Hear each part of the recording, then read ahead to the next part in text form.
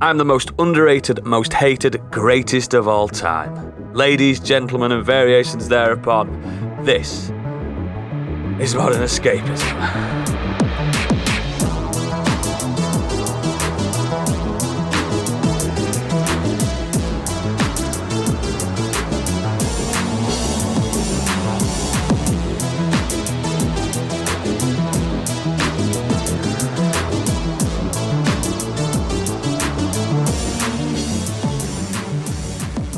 Hello and welcome. Oh, I can't even do it.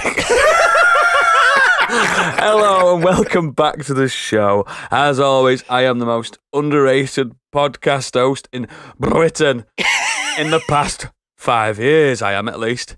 Today, I am joined by the delectably underestimated Candy Machine. Hello.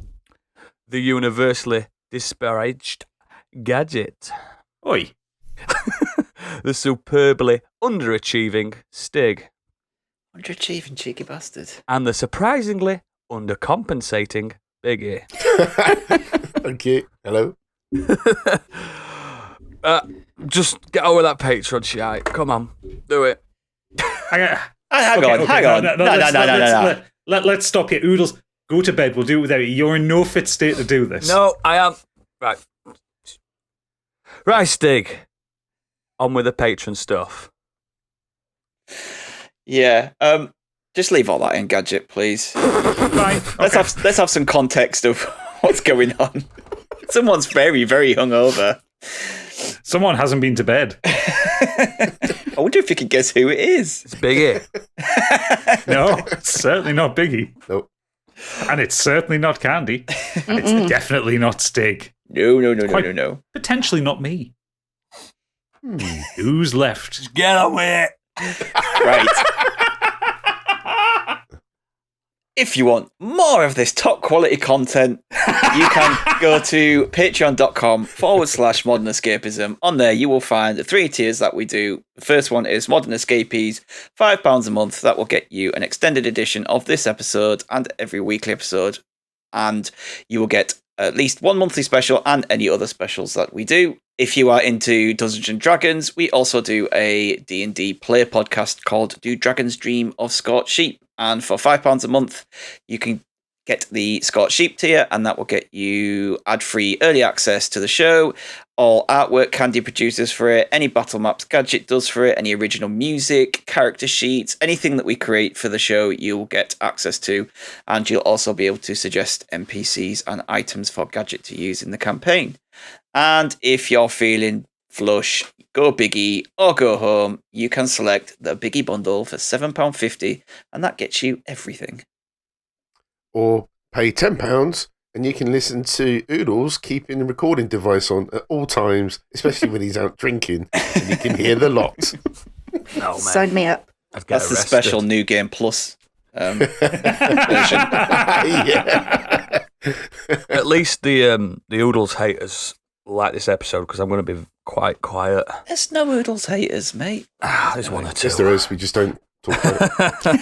So, let's do what we always do. Let's just crack on. You guys talk for about half an hour so I can have a look. Well, I'm not joking. I'm not going to sleep. But, Gadget, what have you been up to this week? So a couple of things. I've been continuing on with Persona 5. As I guess I'm now into the second palace. It's making less sense than it did before. But It does. I've just unlocked Yusuke character. Yep. Yeah. He's canny. Yeah, I like it. Bit of a morose goth type. He gets even better as it goes on. Yeah. Morgana is still fucking annoying. That's shite, man. What is it with JRPGs and annoying animal sidekicks? I don't know. Because It's Monster Hunter Stories 2 had it. Just a weird trope that they all love. I think it's what He Ted would be is. right if they cut back half of his dialogue and everything. You know, it's just Yeah, the it's too much. every time you're in a fight and it's just like one of your characters will take like a heavy hit. And it's just like, oh, okay, shit, I've lost a lot of health there. And then Morgana will go, heal them quickly. It's like, I know! Oh, Played games before. She'll say stuff like, "It's so beautiful, Panther," or whatever she's called. Oh, yeah, fucking simping for it's Anne is weird. ridiculous in it. Weird. But yeah, I'm still enjoying the game despite me complaining about it. I don't really enjoy the school stuff so much. I didn't realize I had to take tests in it. Yeah. They ask you questions. You have exams. Yeah. I panic.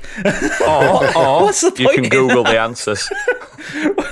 Well, yeah, that's why I googled the answers. But yeah, well, because it's the whole living through as a teenager in high school, you go to classes and like you'll get maybe like asked 3 questions a week by the teachers, and then those same questions come up on the test, but they're like proper like talk you down if you get them wrong. But the questions that they ask you is like, this is a concept brought up by some Japanese philosopher in the 4th century. What was his name? How the fuck am I supposed to know? He's not wrong. And if you get Just it say right, Kojima you get every stat time. ups as well, don't you? You level up and stuff. Well, yeah, that's it. If you get the questions right, you like your It's knowledge free stat grinding, goes up. isn't it?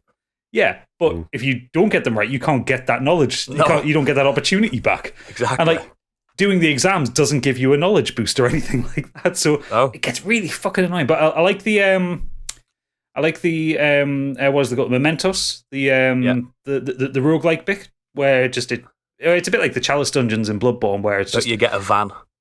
a van made out of a cat. Cat van. Yes, yeah, and they do make a cat bus joke when you first started up. Totoro, yeah. Yeah, literally one of the characters says, "Why are all cats like made like buses?" Or something stupid like that. It's clearly a joke that's probably funnier in Japanese. But yeah, I'm still really enjoying it. It's a very interesting game. Very long, isn't it? I mean, I'm like 15 hours in now. I'm on the 20 hours level. Where you are. So I would take even longer. Something like 15, 16 hours, something like that. Either way, I'm in the 2nd level. Yeah, so fucking long. It's a 150-hour game. Ugh. The main thing I want to talk about, though, is Pip and I, we're children of the 90s, you know? And we remember a certain TV show from the 90s that, of course, the Americans have taken over and done their own thing. We've been watching Battlebots. What's Battlebots? Which is the American Robot Wars. Oh. Wow. It's exactly the same setup. Big Perspex box. Homemade robots knocking the shit out of each other, but because they're Americans, they turn it up to 20. Have they got a big mobile home or something? Yeah, I was about to say they've got guns. They're flamethrowers. Like compressed air flamethrowers. They're fucking ridiculous. These things are really fucking dangerous. They do things like they have the main host is not Craig Charles or anyone like that. It's pretty generic blonde number 4. Yeah, big fan. Yeah, they have, and then she gets swapped out for pretty generic blonde number 10 in the 2nd season because clearly the first blonde wasn't pretty enough. She reached 21. Yeah, seems that way. You've got 2 commentators doing it in the traditional sports style. So you've got one guy called Chris who is a traditional commentator, and then you've got Kenny Florian from the UFC. No way. Yes. Random. Yeah, and I remember seeing him fight years ago. I never realized how much he sounds like Rob McElhenney when he speaks. It sounds exactly like a carbon copy of him. And then you've got Farouk. Oh, what's his name? I can't remember his name now. Shit, that's going to bother me. Farouk Tahid, who is the ring announcer. He just stands up there and goes, "It's robot fighting time." and we'll drop some horrendous puns introducing each robot. Yeah, they're American. They take it to the next level. It's loud. Insane. In season 2, so there's 2 seasons on Netflix, the 2015 season and the 2016 season. In the 2016 season, they allow drones, remote control drones, which, as to this point, have been utterly pointless. With oozes on them. Well, so there's one, I can't remember which bot it was on, but the drone was it was designed so you had the main bot and then you had a drone alongside it, and the idea was the main bot would like kind of clamp onto the opponent, the drone would land on top and drill into the top of it. It had like a pillar, a small pillar drill in it. That got smashed within 8 seconds. Drones don't like to touch things, do they? No, at all. They also allow cluster bots, so you can have like your main robot, and then you can have a couple of little like botherer bots around, as long as the totality of all however many robots you've got is not over 250 kilograms. It's really funny. So there's one contestant in season 2 who's from the UK. She went over with these it was called Bug Swarm or something like that, and it was five robots. Oh, nice. Which again all lasted about 10 seconds because for the weight limit they had to be under 50 kilograms, so they all had to be really light. They got just destroyed immediately. The main one that we enjoyed watching in the first season was Tombstone, which is, do you remember in the UK Robot Wars we had Hypnodisc? Yeah. And its thing was, it was a very simple robot. All it had was a really big, heavy disc on the front, and it destroyed things. So this takes the American idea, basically the same shape-ish robot, but instead of a spinning disc, it's got imagine a lawnmower blade, but 1.5 inches thick. Ooh, Jesus. So I think the blade itself weighed about 20 kilograms. And when that thing got up to speed, literally the first robot it fought against just rammed into it and took it apart instantly. Cool. And these people have spent thousands on these robots and then travelled halfway across America to come over and get demolished in 10 seconds. It's fucking hilarious. So they have lots of people in the audience holding big signs and foamy hands everywhere. And There's one. I should have researched some of the names of these robots because they're ridiculous. But one, their whole thing is patriotism. So they walk out, the robot's on the trolley, and it's got an American flag coming off the top of it, and they push it into the arena, stand with their hands on their hearts, and like kind of salute the flag, and the audience goes USA. They're really proud of their country, aren't they? Probably called the Patriot or something. yeah, but don't the schools do that? The song in the morning or something. Yeah. Yeah, the Pledge of Allegiance. Yeah, It's not Grow up, America. It's not Circular Lot, though, is it? An actual Knight of the Round Table. Matilda. That's the thing. They don't have house robots, which is slightly disappointing because you would think the Americans would, I don't know, they'd have something in there with a fucking 9mm on it or something. The arena traps aren't as good as in Robot Wars. Like, there's no pit, for instance. Oh. Nothing to knock people into. It's just got a few circular saw blades that come out and a few spikes, and then these kind of grinding corkscrews on the side. But yeah, some of the robots are ridiculously overpowered. They're so funny to watch. Some of the ones, like, they really, like, with the UK Robot Wars, they did limit a lot of stuff, for health and safety purposes. Not so much with the Americans. They have these ridiculous flipper bots that have so much power. Like, they show it like hurling fucking lead weights around. Just gets under. There's one that gets under the robot and just launches it 15 foot in the air. Like, they're so overpowered, it's unreal. I just have this image of, you know how in hockey, if the puck gets smashed over the top of the glass and people in the crowd like, yeah, I've got the puck. Just like people, like kids in the crowd with bits of metal that come off the robots being like, yeah! Like, Just like stabbing out their head or something. So, because it's like the kind of the bulletproof glass Perspex box, there's one moment where one of the robots takes a hit from, I think it might actually be Tombstone, another one, at least one of these kind of like ridiculously powerful spinning robots, and it tears something off at such a pace that it embeds into the bulletproof glass in front of the two commentators. Jesus. And it's just like, okay, you need to limit this, lads. It's a bit much, but it's fucking hilarious. It's worth watching. It's so over the top, so overdone. And the only thing that lets it down is there's no Philippa Forrester. Oh. Talented and beautiful. Yes, exceeding. Wait till somebody in the crowd dies from something happening over the side or something, Yeah. Yeah. I think it got quite a while, though, wasn't it? I think mid-2000s by the looks of it. So it had a number of seasons, then it came off, and then it came back in 2015. Okay. So if you look it up on Wikipedia, it says it had 10 seasons, but I think it had like 5 seasons and then stopped for a few years, and then it's had another 5 on top of that.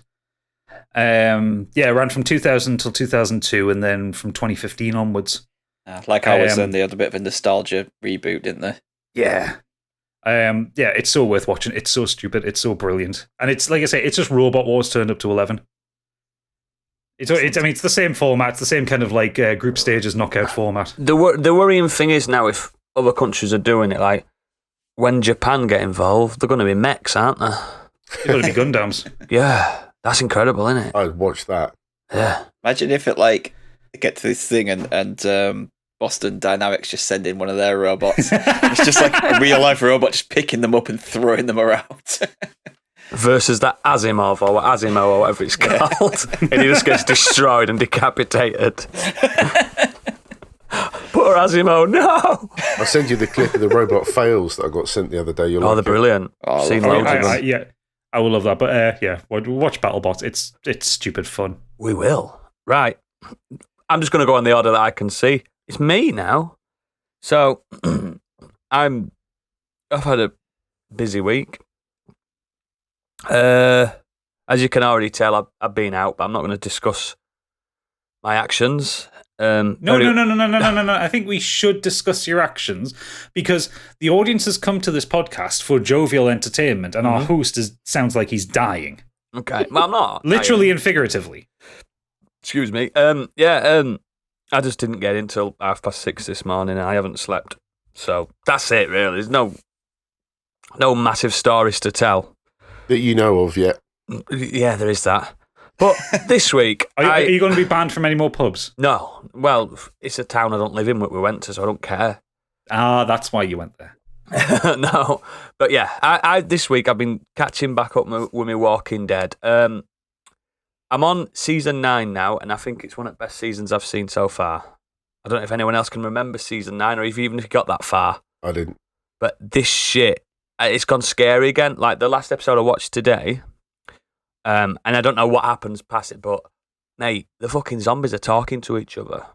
Oh, I know that. I have shitting myself. Okay. They're chatting to each other, and it's proper scary.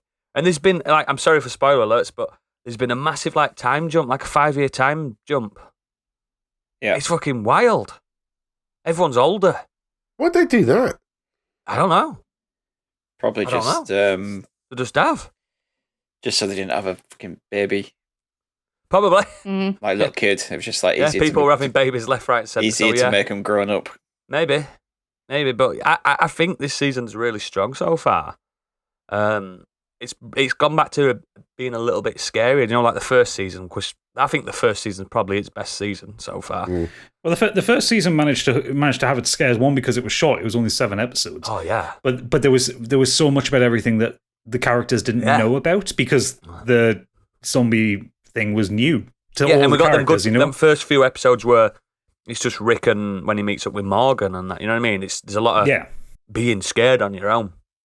But this season 9 now, like all the groups they're all intertwined into their own little communities.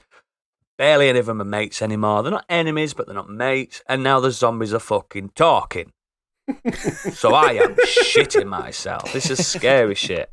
It's back to sound somewhat like how you sound now. Yeah, worse. They're like they're over there. It's terrible. It's horrible. It's proper scary. But that's not the main. Where you're at. Okay. I know where you're at. Oh, it's both so scary. Only because I just looked it all up after I've read the comic. They're following the comic quite well. So. Oh, it's so scary. But the main thing I want to talk about is a game I have been playing, a computer game. Gadget, you're going to love this. You're going to love this. It's called Eldest Souls. Right. Oh. I've heard of this. Oh, I've got it on the Xbox. Bought this with my own money. Fancy that. Didn't even go to Argentina for it. Nope. Real. He's barred from there as well. No. I've kept that economy going, pal. No. Cash money. Well, not cash money, but got it on my credit card. Basically, it's a fast-paced... Look at that art style. I just Googled it. It's a fast-paced and brutally challenging boss rush Souls-like. Ooh. Stop. I can only get so erect. I know. So, basically, it's developed by a developer called Fallen Flag Studio. I don't really know him. I don't think I've ever heard of it. I don't know if it's the first game or whatever, but it's available on Switch, Steam, Xbox, PlayStation, everything that you want. It's just like, so do you know how a lot of people play your Souls games, Dark Souls and Bloodborne and stuff like that, and a lot of people play it for these big spectacle bosses, don't they? And a lot of people struggle with the orientation of getting around. Like you know, you can get lost in Dark Souls, can't you? Imagine not needing to get lost and just going to the big spectacles one after the other. That's what this is. So it's the look of it reminds me a lot of Titan Souls, if you remember that. Yeah. It's a bit more. The graphics are a little bit better, but similar to Titan Souls because that was like a boss rush, weren't it? Yeah, so it was. Yeah, there is exploration between the bosses, but it's not. You don't fight any baddies between the bosses. So there's a lot of exploration and lore building and stuff like. There's a proper deep lore and stuff like that. The combat, the variety of it. I've only got one weapon so far. But by the looks of the skill trees and stuff, there's like 3 main skill trees. So you can be like a fast-paced rogue, or you can be a big bruiser, or you can be like more or less magic. You know, your typical ones that you can choose from. But the beauty of it is, if you're not liking what you are, you can just respec anytime. Nice. Just being like, fuck it, this is not working. Now, there's 10 bosses in this game.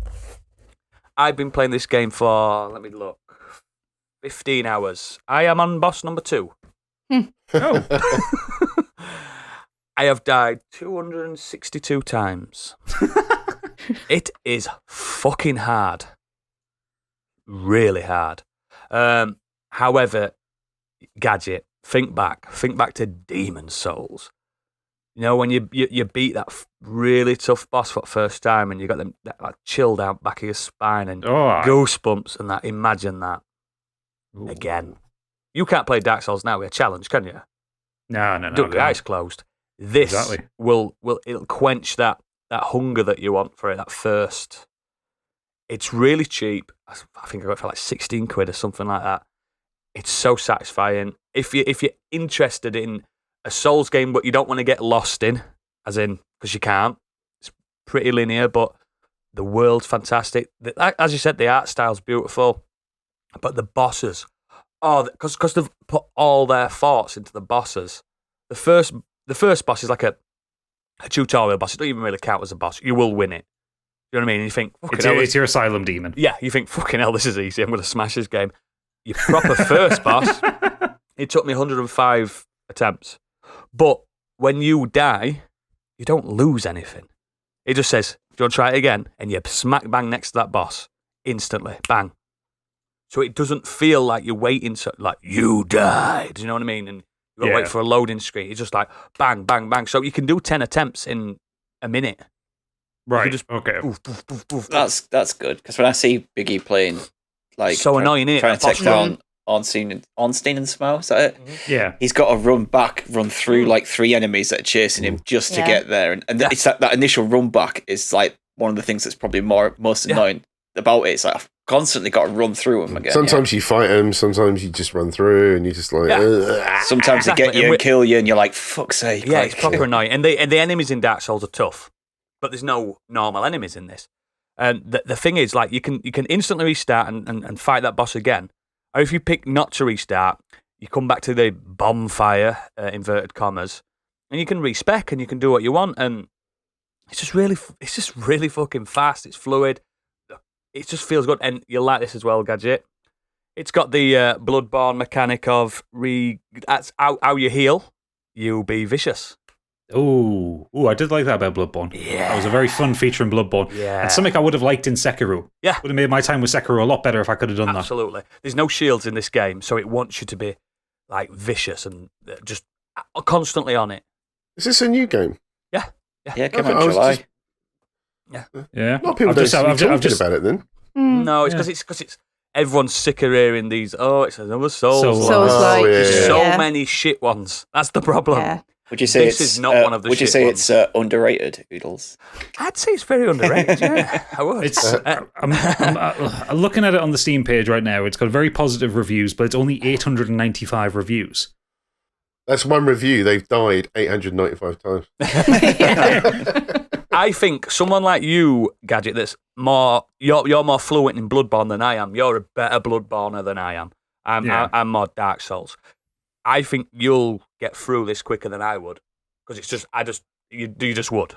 You'll be happy to know I've just clicked buy. Oh, it's incredible. So I will make this next time I do a solo stream. Next time Stig's not available, I'll play a bit of this. Yeah. See what it's like. I've also just had a look at how long to beat on Eldest Souls, and it's saying all styles is about 4 hours. So I think once you crack those bosses, it's only 10. You'll just scream through it. It tells you in the blurb, it's like, there's 10 bosses. Fucking win them. I've just seen something else as well. When I was looking at the art style of it, which does look lovely. Yeah. You know, when Google sometimes brings up like people who search for this as well. Mm-hmm. This game's coming out in September called Tales of Iron. Yeah. Oh, I've seen that as well. Yeah.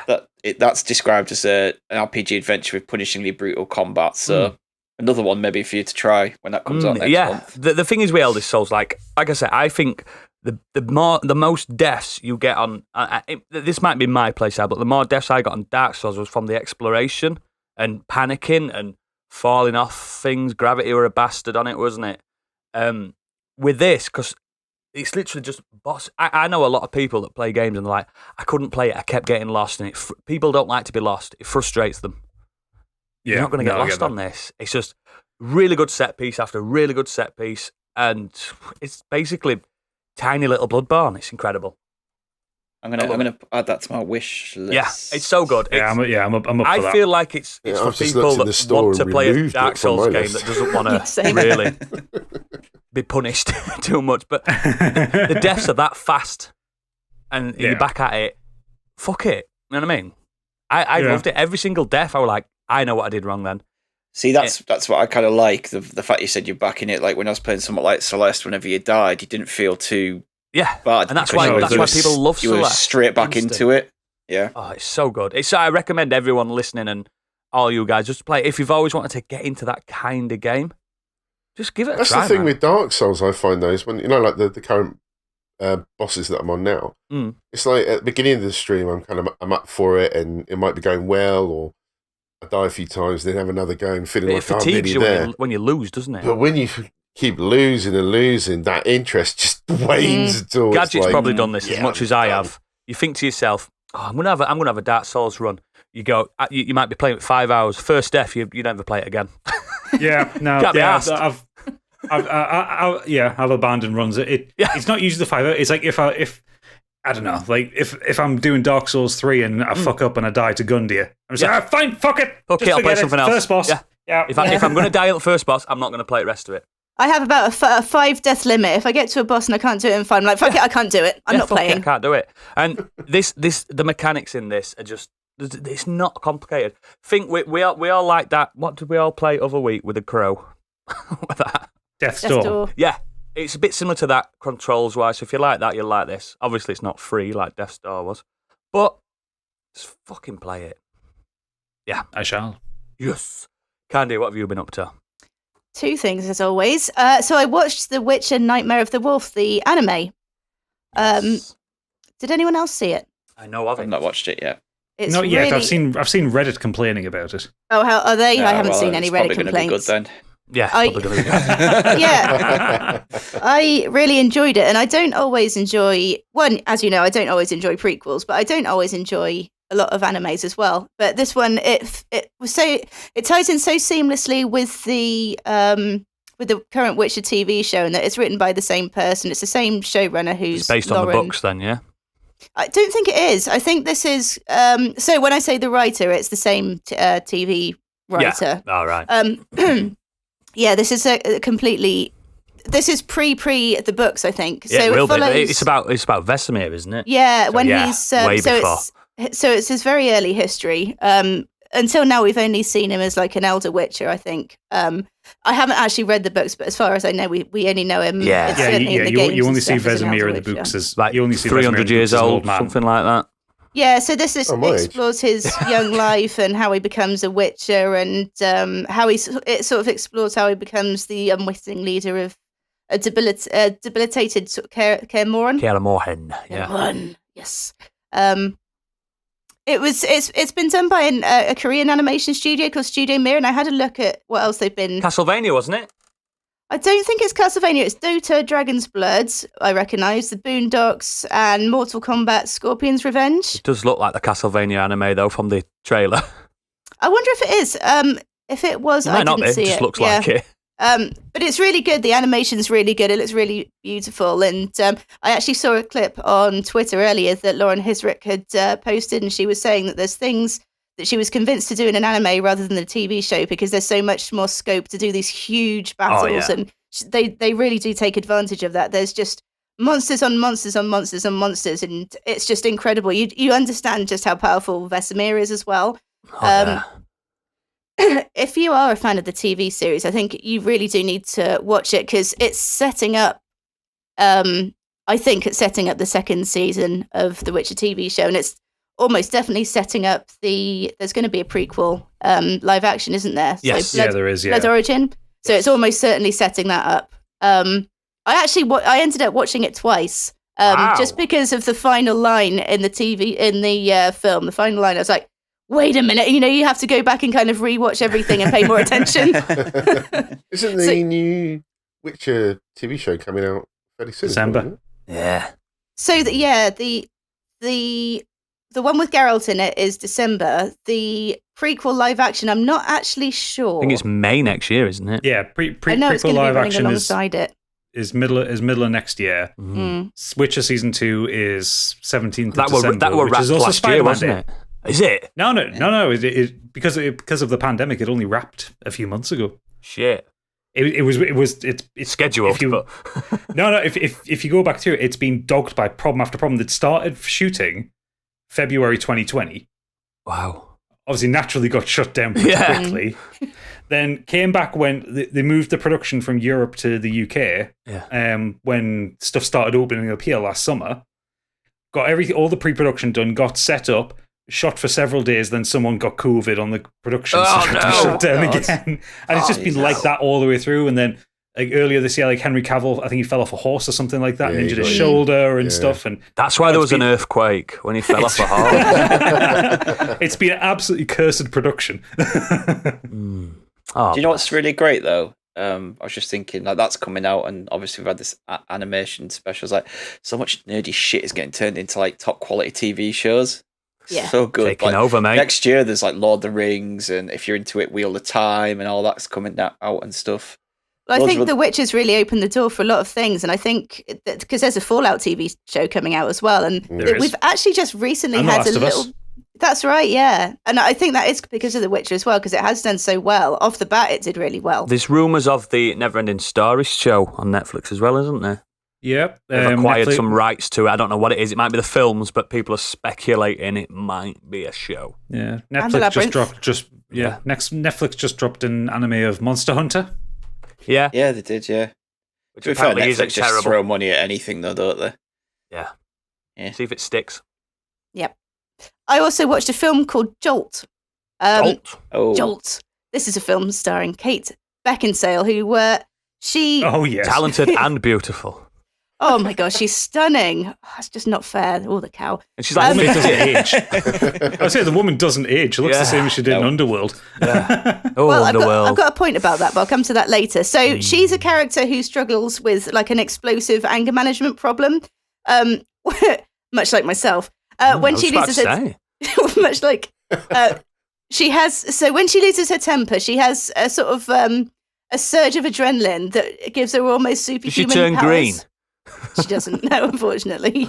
Be good though, wouldn't it? So to manage her condition, she's got this device that's kind of wired up, stuck to her body, this, that, and the other, and she's got she carries this button that's attached to a bracelet in her hand. So every time she starts to feel herself like getting riled up, losing control, she shocks herself, and she kind of comes back. Stupid. Is that readily available for most women? Need it. Oh, very we're good. going to get death threats. No, I could Is do this- with that. Is this like the inverse of Crank? Yeah. I was about to say, he reminds me Yeah, of kind sounds of. like a dog collar shock, like Yeah. one of those shockers. It does. Hashtag feminism. Sorry, all women Take everywhere. off your bras and burn them, baby. So on the face of it, anyway, this film, it seems really shite, and actually in some ways it does is. seem But really it shite. is so much. It's so much fun. I really enjoyed it. It is completely self-aware, and it doesn't really take itself seriously in the slightest. The script is a little bit dodgy in places, and when you said earlier it's like Kate Beckinsale doesn't age, I kind of feel like the script was written before Kate got the role, and it wasn't really doctored to better suit her once she got it. It's some of the lines would be, I would say, kind of better suited to a 20-year-old sort of little shit, Right. really. So it could have done with a little bit of tweaking here and Did there. she say stuff but- like PMSL, motherfucker? yeah, almost Like internet speak. like a sort of a young smart ass, like they did with Dante when they did the one where he was younger. But yeah, no, the cast is surprisingly good. So alongside Kate Beckinsale, you've got Stanley Tucci, Susan Sarandon, and Laverne Cox, who can take a fucking punch. And she does frequently in this film. It's got David Bradley, who's Filch from the Harry Potter films, and Jai Courtney. It's Jai Courtney, isn't it? Jai Courtney. It's Jai. So Captain Boomerang. And I think the budget was probably spent entirely on the cast because the entire thing's filmed on this very obvious soundstage. All of the outside scenes take place with, I think, like one crossroad. But yeah, no, it is fun. It's a very obvious setup for a sequel as well. Whether that'll happen or not, I don't know. What's it on this? Amazon, I think. Amazon Prime. Fantastic. So yeah, worth a go. Just don't go into it expecting Biggie, something if you want to serious. watch it, if you just go to the search bar and type in Jolt, you'll find it. Oh, there's one scene as well, and I won't ruin it, but you'll know exactly what it is. I had an absolute sort of laugh out loud moment. I was screaming, and it wasn't just because I was drunk. And if you watch it, you'll know exactly what it is. So please let me know if you do. I'll have to watch. This sounds like a 3 beer minimum, though. Oh, God. Oh, absolutely. Does it? Guaranteed. Maybe And a couple of Red Bulls as well. Ooh. Or you just get some dragon soup and you've done it all in one. Perfect. I took up heroin for the Fast and Furious movies. You need it. You need it. Right. Speaking of heroin, Biggie, what you been up to? Just a couple of things for me. It's not an awful lot, to be honest. Started watching Border Town. It's a Finnish crime drama. Oh. It's no different to sort of all your other crime dramas. It's all the same kind of thing, but it's enjoyable enough. Has there been a murder? Yeah, with the main lead of the special crime unit, he helps to solve the murders using kind of like a memory tool to compartmentalize evidence that is presented to him, and then he kind of waits until it all links in his Like head. Sherlock Holmes can do just in his house, in his flat. It's obviously trying to find something different, isn't it? He suffers from insomnia because of the stress of the job and things he's seen, and it affects his family life. It's not doing anything particularly different, although it's trying very to. Will Graham, that one, isn't it? Yeah. It's fine. I've only seen the first few episodes of it, but it's captured my interest, so I'm going to continue to watch it. And on a bleak note, I ended up playing The Last of Us 2. Hell. But I'm early days in that. Is it your first time? Yes, I've not played this one. Stressful, isn't it? The original. But, well, no, actually, at this point, no, because I'm still technically going through the tutorial at this point. So it's still popping up with things like, this is how you hug walls, that kind of Still thing. on the tower. Yeah, I've got to the bit where you ride with Dina and the horses. Oh, and God. go to the, so it's very early on, mate. But I understand that it gets very bleak. But I'm So impressed if your far. current media intake is Fast and Furious films, Finnish crime dramas, and The Last of Us 2, you're going to be ready to jump in the sea next week. Yeah, you need to go to therapy. Hence why I'm playing Divinity Original Sin, just to sort of balance it all. Yeah, that's a fun time. It's always a fun time. But the other thing I did do was go on a trip, like the first time I've been proper out, like anywhere other than my own town, was Kew Gardens. What's took the that? little one up into London. Just a beautiful day. So it's a huge. I don't know if you call it a national trust park. I don't know what you would call it really. It's just a beautiful walk through, very Pretty flowers and well stuff. looked after flowers. There's a huge thing called the Hive, which is man-made, but it kind of once you go. Isn't that from inside- Resident Evil? The Hive. Not quite, but there's like this man-made monument, which is very impressive. It gives you the kind of like the droning sound of bees, but it's very relaxing when you go inside that.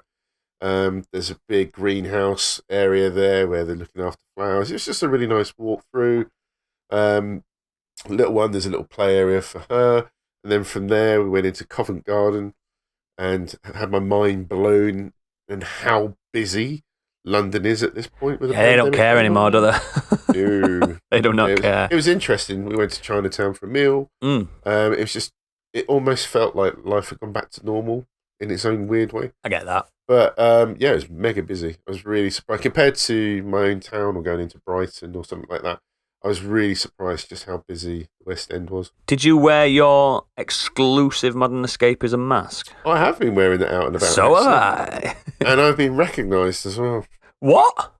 by my own mirror, unfortunately. Oh. I haven't, not one person has said anything I to thought me the yet, paparazzi had finally caught up with you.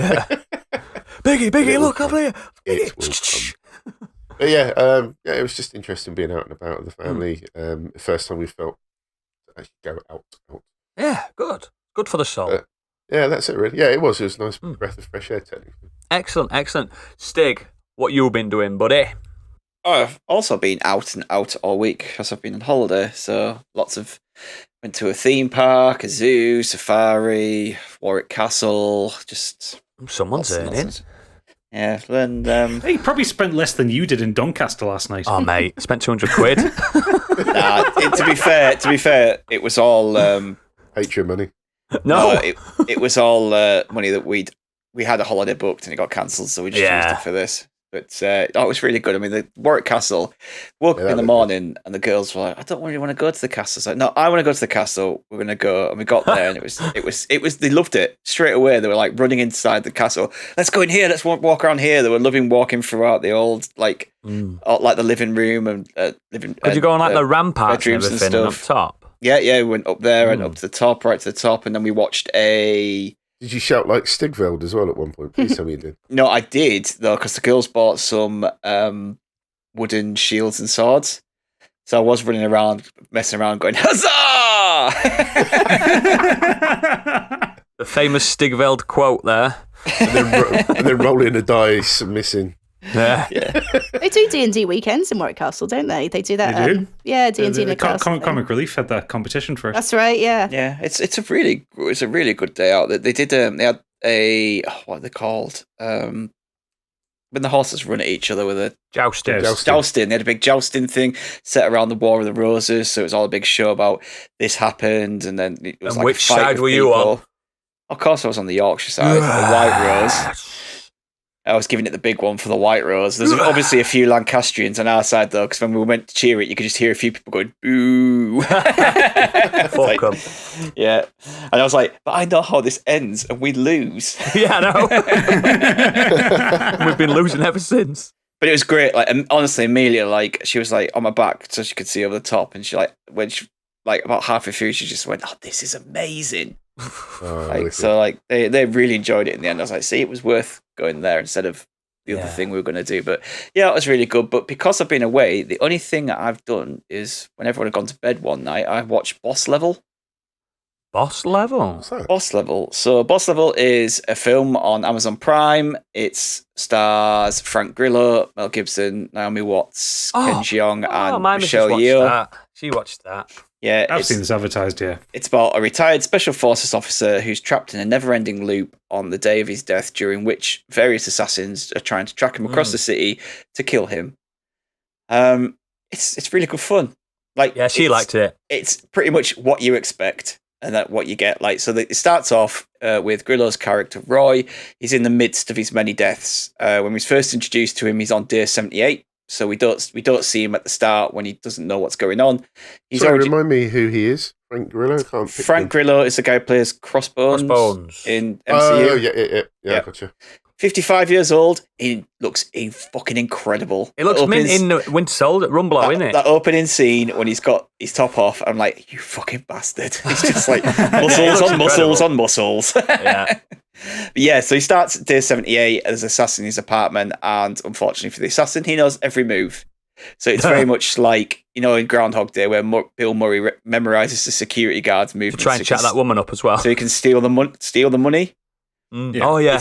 It's very much like that. So the movie starts, the guy swings a sword to him, he just kind of ducks his head this way, moves that way, stabs the guy. Then he starts getting shot by a gun, but he knows where to move and where to walk to avoid the gunshots and everything like that. So I like the sound of this. Yeah, we start from the get-go of things, and it then quickly moves into a lot of trial and error. So we see he starts talking about, he jumps out. This is all right, literally in the first 5 minutes. He jumps out of a window into a truck coming below, and he's kind of like, "Do you know what it feels like to miss this truck? It fucking hurts." And it shows various ones where he's missing the truck and getting run over by it and just splatting on the pavement and stuff. So it's very gruesome, very full of action and stuff. But it's a bit like a computer game. It tries to play itself off as a bit computer gamey. Like the opening credits, it's like player one, pick Frank Grillo, and has kind of 16-bit graphics and stuff. But that's kind of the only real computer game thing to it. I've seen people say, "Oh, this is how you do a computer game, like good in a film. You don't base it on a computer game. You make something that's based around computer games." But yeah, the essence of a computer game the only rather than thing that's really computer gamey is the trial and error. Like and the name. The assassins are like bosses. He has to defeat and figure out how to not get killed by them. So he knows if I do It's just this, the premise for Deathloop. Yeah. potentially, yeah.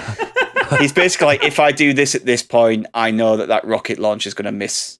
Do you know what I mean? Like he's figured out the way where he needs to be, at what point he needs to like turn the car around. So when they're chasing him, he goes that way and they fuck off. And and until he gets to a point where he's never been past, and that's where it starts to get even more trial and error because he keeps getting to the same point and can't get past it. But throughout the film, we see him so he's tackling new challenges as he gets further and further. Like the more he gets, the further he gets. He has to learn new skills in order to get past certain assassins. So he's got to grind a little bit. Yeah, basically, yeah, he does. It's a good way. Is this That's a good way of putting it. Gamers? Ugh. To be honest, I don't get the gaming reference. It's called Boss Level. My wife's not a gamer and she watched it and liked it, so Yeah, I don't get that. Like it doesn't accumulate, or it doesn't get to the end and there's this big huge boss fight with Mel Gibson. That's what it feels like. yeah. When you call the film Boss Level and it feels like, okay, he gets to the end and he has the final showdown with Mel Gibson. Like, not to spoil it much, but that doesn't happen. They go a different way with it. Yeah. So he's got this bit of a subplot with him and his wife and his estranged son, which kind of grinds the film to a halt. But there's a reason for it. It kind of serves a purpose. But for that 5-10 minutes of the film, you're kind of like, this is a bit shit.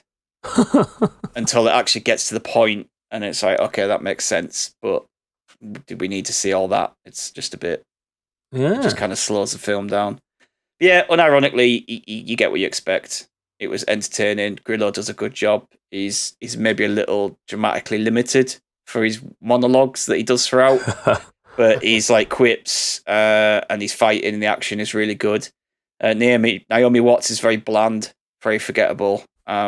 Which is like her career, really, isn't it? I don't really see what she's offering much in this film, to be honest. And unfortunately, Mel Gibson's really wasted too.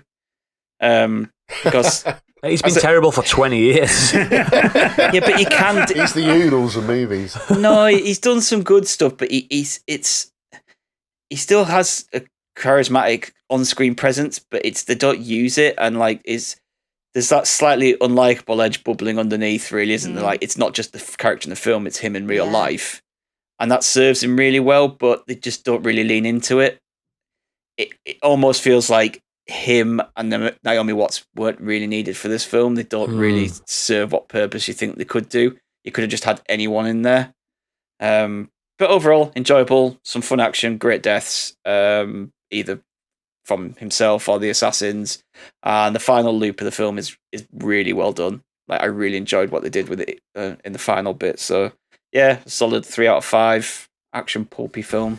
Excellent. It's on Amazon Prime, so you love to see it. Yeah, Brilliant. Right, let's get on with the meat and potatoes. Biggie, what are we chatting about this week? Yeah, this week we're going to be talking about anything that wasn't rated or valued high enough by either the critics or the general public. Talking about games, TV shows, films, albums, books, etc.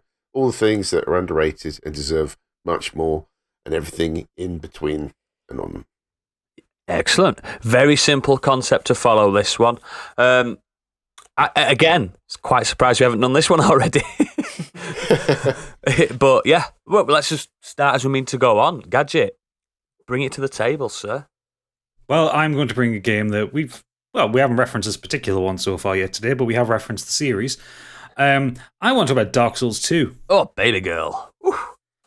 So, Dark Souls 2 came out in 2014, much ballyhooed and hyped sequel to the classic FromSoft game that's currently pissing Biggie off immensely. Yes. Dark Souls 1 in itself was lauded from high heavens. It was the second coming of From Software. It was Miyazaki becoming a god amongst game developers. The saviour of action RPGs. Yeah. And what they delivered was a very, very tightly put together overrated 3D Metroidvania with some impressive boss battles. A hard game, but not an unreasonable game. Ruined slightly by the marketing with the fact that on the back of the box it said, "Prepare to die." I hate that.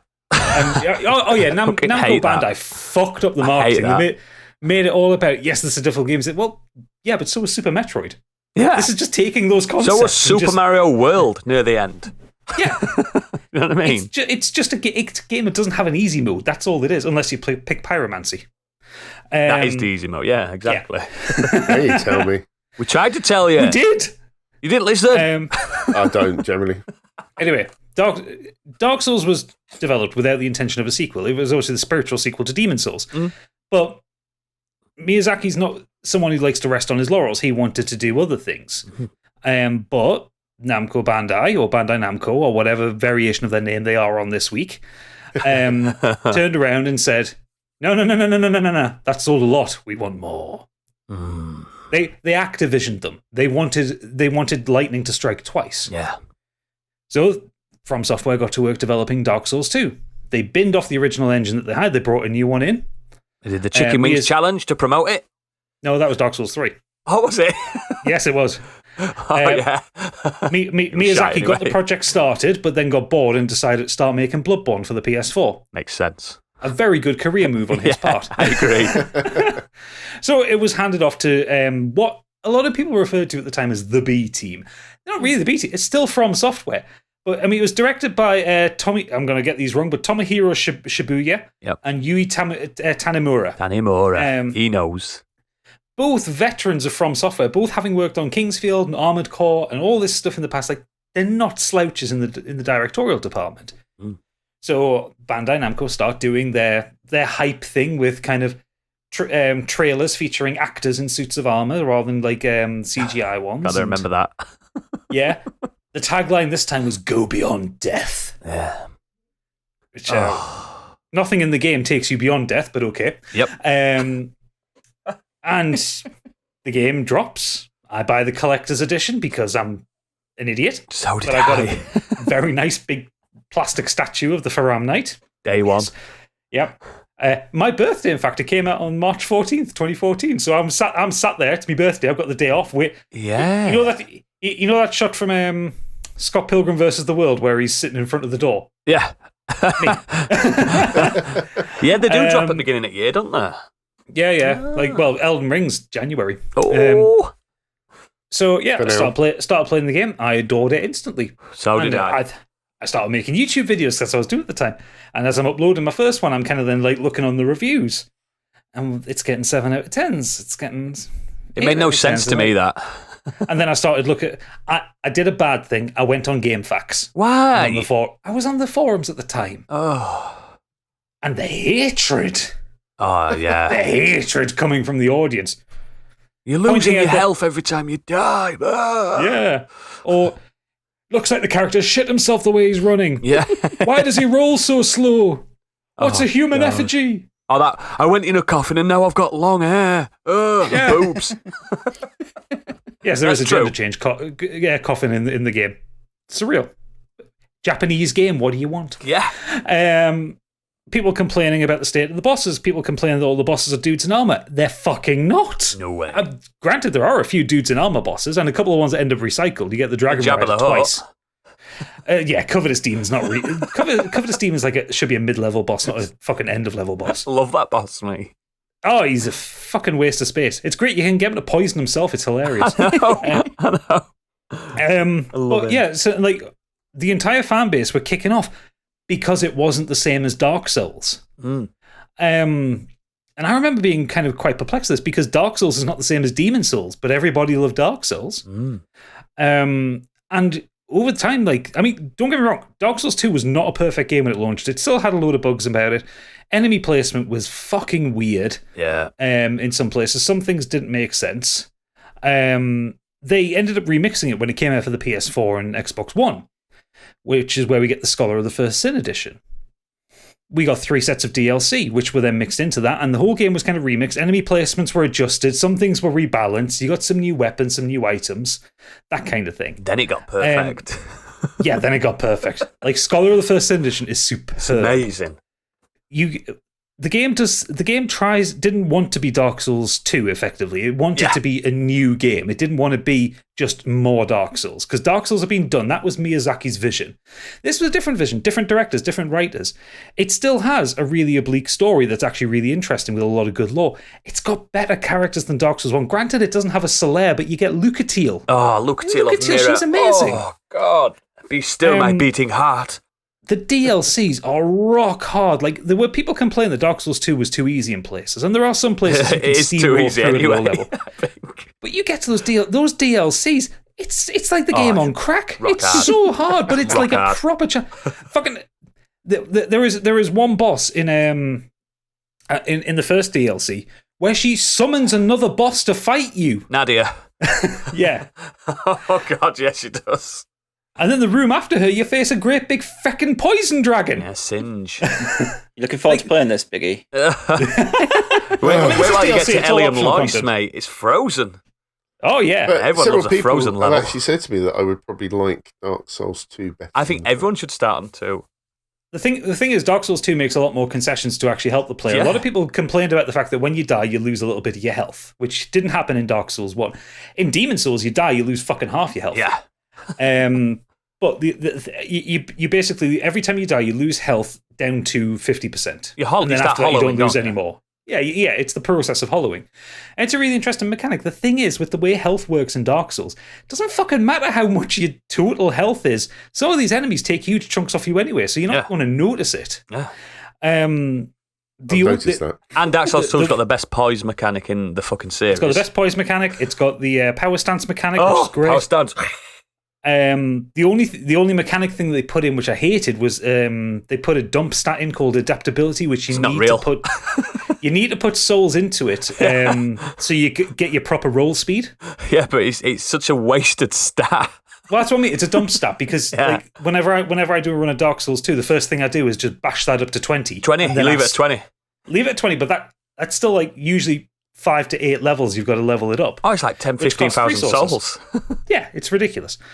But yeah, I think the game doesn't make a great first impression. I think that's the problem. Like, the first area you go to is Forest of Fallen Giants, which isn't amazing, but it's a nice intro area. It's colourful, and like Dark Souls is a lot of grey. Oh, God, This one's greens and browns. It's a lovely forest, but the boss you fight is the last giant, who's just dull. He's just a big guy. You just stick to his heels. Yeah. But then you get the pursuer. Oh, he's fun. Proper duel with a floating knight that chases you around the map. Great stuff. With eyes like Kit from Knight Rider. Yeah. And you go to Hade's Tower of Flame, which is fucking gorgeous. Or if you're me, you go there first because you're an idiot. Or you go there first because you're an idiot. And you've got these giant fucking golems to deal with who are just regular enemies. Yeah. And it becomes a puzzle trying to work out how to get there without losing too much health. And then you fight the Dragon Rider, who's not a hard boss, but it's a fun duel. And over the road there's a dragon. And over the road there's a dragon. And over the road, spoilers, you fight... An old friend. Yes, you fight an old friend who Biggie is intimately familiar with. But this time he's on his own. And that's just the first 3 areas of the game. All wildly different. Oh, yeah. That's the first 2 areas of the game and the first 3 bosses. All the bosses are quite wildly different. The first 2 areas, when you walk out of Hade's Tower of Flame, you're expecting just to come out to, like, you're going through sewers. You expect to come out to like a castle thing. You come out and you're in the sea on a broken palace. Oh, yeah. And you can see for miles. You can see into the distance. It's gorgeous. The game has like the water looks brilliant on it when you look out to the sea. Oh yeah, absolutely. And it's like it's a sunset, and everything's got these kind of muted yellow colours. That music, Majula's music. Fuck. Oh yes, the art direction and the sound direction and all the graphic stuff is wonderful in it. People need to give the game a chance. I love Dark Souls 2. Same. I don't think it's the best Dark Souls. Don't get me wrong. I think I fully believe the first Dark Souls is the best one. Then Dark Souls 3, then Dark Souls 2. But the only thing wrong with Dark Souls 2 is preference. It's still a fabulous game. It's more of a game really than all good. the others, isn't it? It's very gamey. Yeah, very gamey. And a lot of people are like, oh, it's too easy to follow. It's not oblique enough. It's like, fucking enjoy the game, man. No one's listening to when you're talking to the Emerald Herald when she's like, seek, lest. No one's listening. You're just skipping to level up. Fuck it, just play the game, man. It's incredible. I think Oodles does the best impression of internet people ever. Oh, it does my fucking head in. People moaning. You're moaning, you don't deserve it. I remember Eurogamer gave it 9 out of 10. Yeah, and their conclusion was, it's not as good as Dark Souls, but that still makes it better than 99% of games. Yeah. Fucking. So yeah, play Dark Souls 2, you fools. It's amazing. It is. It really is. Robotic Monkey knows. He played it through and he fucking loved it. Oh, I think it's just got the replayability factor that I prefer out of this series, and it's got more classes, more options, more weapons. I've got it's the Dark Souls game I've played the most. I've got to New Game plus 9 on one of my saves. Psychopath. Yeah, I'm an idiot. So this is what I'm talking about. I mean, I'm struggling through Dark Souls, and I definitely enjoy it and hate it at the same time. But once I'm done, I don't think I'm going to go back. I reckon, and I'm not even being a stupid little bragger boy, because I reckon Gadget could probably do it. I think me and Gadget could get quite far without using his eyes playing that game. What, Dark Souls 2 or Dark Souls 1? 1. 1? I feel like I can play it in my head. That's a stream challenge then. I could probably get out the asylum at a push. Yeah, that's what I don't think I'd get that far in it. Get to the nest. I think I could. Yeah. That's a brag, though. Some people do play it blind, though. Don't like they did with Super Mario 64. My stupidest brag with the first Dark Souls, when I was doing YouTube stuff, I did a challenge gadget series. I got people to send me challenges. One of our listeners, Sneaky, he asked us to do Dark Souls without using any weapons. I love it. 45 minutes, not all of it, just like, I was saying, like, I'll do an hour of a challenge. 45 minutes to beat the fucking asylum demon with me fists. We know how to use, like, bombs. Oh, you don't even get bombs there, do you? Unless you're a thief, I think. No. Wow. That was fucking hard. It wasn't that it was a hard fight, it was the patience, it was the persistence. Boring, innit? Yeah. Trying to keep your concentration because you've got fucking knout. But anyway, yeah. Regardless of that, yes, Dark Souls 2, play it. Play it tomorrow. Yes. Right then, we'll move on to Stig, because he hated that bit. I didn't hate it. It's fine. It's just a game I'll never play. I feel like I've played it the amount of times. Yeah, we're not selling it, are we? I already know what happens. It's fine. Yeah, you die. Yeah. No, I want to talk about a 2018 film starring Jason Bateman, Rachel McAdams, directed by John Francis Daley and Jonathan Goldstein, and that is Game Night. Oh, I've seen this. Yes. How many people have seen this? I've heard of it. I heard good things when it came out. Exactly. This is the point. I like Bateman, though. I've never heard of it. I've heard of it, but I've heard good things. Why does no one watch this film? It's fucking great. It's easily the best mainstream comedy in the last 10 years. Whoa. You see, actually, there's the problem, because the way it was sold to me is it was a thriller. And it has elements of it, but it's definitely a comedy. I remember seeing the trailer, and the trailer kind of pushes it as a kind of a thriller rather than a comedy. Like, it's got Jason Bateman making those kind of awkward Jason Bateman jokes, but like the way it's just like, because there is the turn in it, and it's just like, what are they going to do? It's like that kind of thing. It's just like, that's taking the piss because of what happens in it and what it leads into. Well, it doesn't sell it well. It is certainly I think it wasn't sold very well. It's certainly a comedy. Right. Okay. It's really good. It also stars. You'll see if you might not recognize the names, but if you see the faces, you will do. Carl Chandler, Sharon Horgan, Billy Magnuson, Lamorne Morris, Kylie Bunbury, Jesse Plemons, and Michael C. Hall. Michael C. Hall. Yep, he is the bad guy. That's not really a spoiler. Just he's the bad guy. He plays it well. Yeah, he's a good buddy. Yeah. So this film is Max and Annie, who Jason Bateman and Rachel McAdams. Weekly game night gets kicked up a notch when Max's brother Brooks arranges a murder mystery party, complete with fake thugs and federal agents. So when Brooks gets kidnapped, it's all supposed to be part of the game. As the competitors set out to solve the case, they start to learn that neither the game nor Brooks are what they seem, and they're actually real-life mobsters involved. Ooh. Friends soon find themselves in over their heads, at each twist leads to unexpected turn of over the course of one chaotic night. So basically, the setup is the brother tries to one-up. Max is really into game night, like really competitive. Like game night is his thing. Inviting the couples round. He chooses the games. He does this, but when he's like game night. Are you talking like board game night? Board game night, yeah. Right. Like couples go over. They play board Trivial games Pursuit. together. They play charades. They play all these kind of couple Pictionary and all that kind of shit. But his brother tries to one up it by doing a proper murder mystery. They're very competitive. But he actually gets kidnapped by real mobsters because he's involved in something. So they think it's part of the game. But it's not. Oh, right. So they start to get entangled in real mobs. And it's not until one of them gets seriously hurt that they realise, hang on, this is real. Oh, that's clever. What sets this apart from everything else for me is that it's not just some raunchy R-rated comedy film, as you might think it is with these actors. There's a lot of mystery, crime, and trivia about it. And there's a lot of subtle hints to games throughout the movie. So they do things like hot potato, if you know that, like, when you throw it's American thing, I think that one. There's nods to Operation and Mousetrap, and so there's actually games going on within the set piece that you can pick up on. The writing is great. The way the relationships are built and the characters react to one another is really genuine. The humour and the acting from McAdams and Bateman is great. There's some dated references, but the plot compensates the entire film. And I think the chemistry between McAdams and Bateman is fantastic. Like they bounce off each other so well with the quips and the jokes. I don't know how much was improvised or how much might have just been script, but them two together. I think with Bateman, he improvises a lot with all this stuff, doesn't he?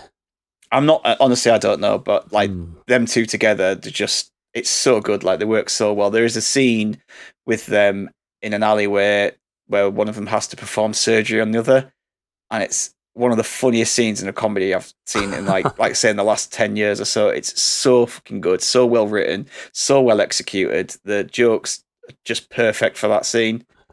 But what it does best is it's a film that rewards people who like a lot of movies. It sets up common tropes, subverts it with reality. So there's a part where sneaking in through the hole in the roof, like it's not like let's sneak in through this hole in the roof. They won't know we can sneak in. Not like Die They Hard. make a shitload of noise doing this, like regular people would. Do you know what I mean? They aren't spies. They aren't like master assassins or anything. So they try to sneak in and they just make a shitload of noise.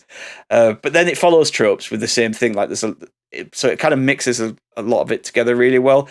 The directors and the cinematography is really well done as well for a film like this. Like Jesse Plemons' character will make you crack up, like just from him standing there and talking about mundane shit, because the camera slowly zooms in on his face and it uses like a lot of horror and thriller tropes when he's doing that. But he's just this awkward nerdy character, so his character is so good. He's a next door neighbor who used to come to game night, but since he got divorced because he's not a couple anymore, he doesn't get invited, and he's a really weird dude.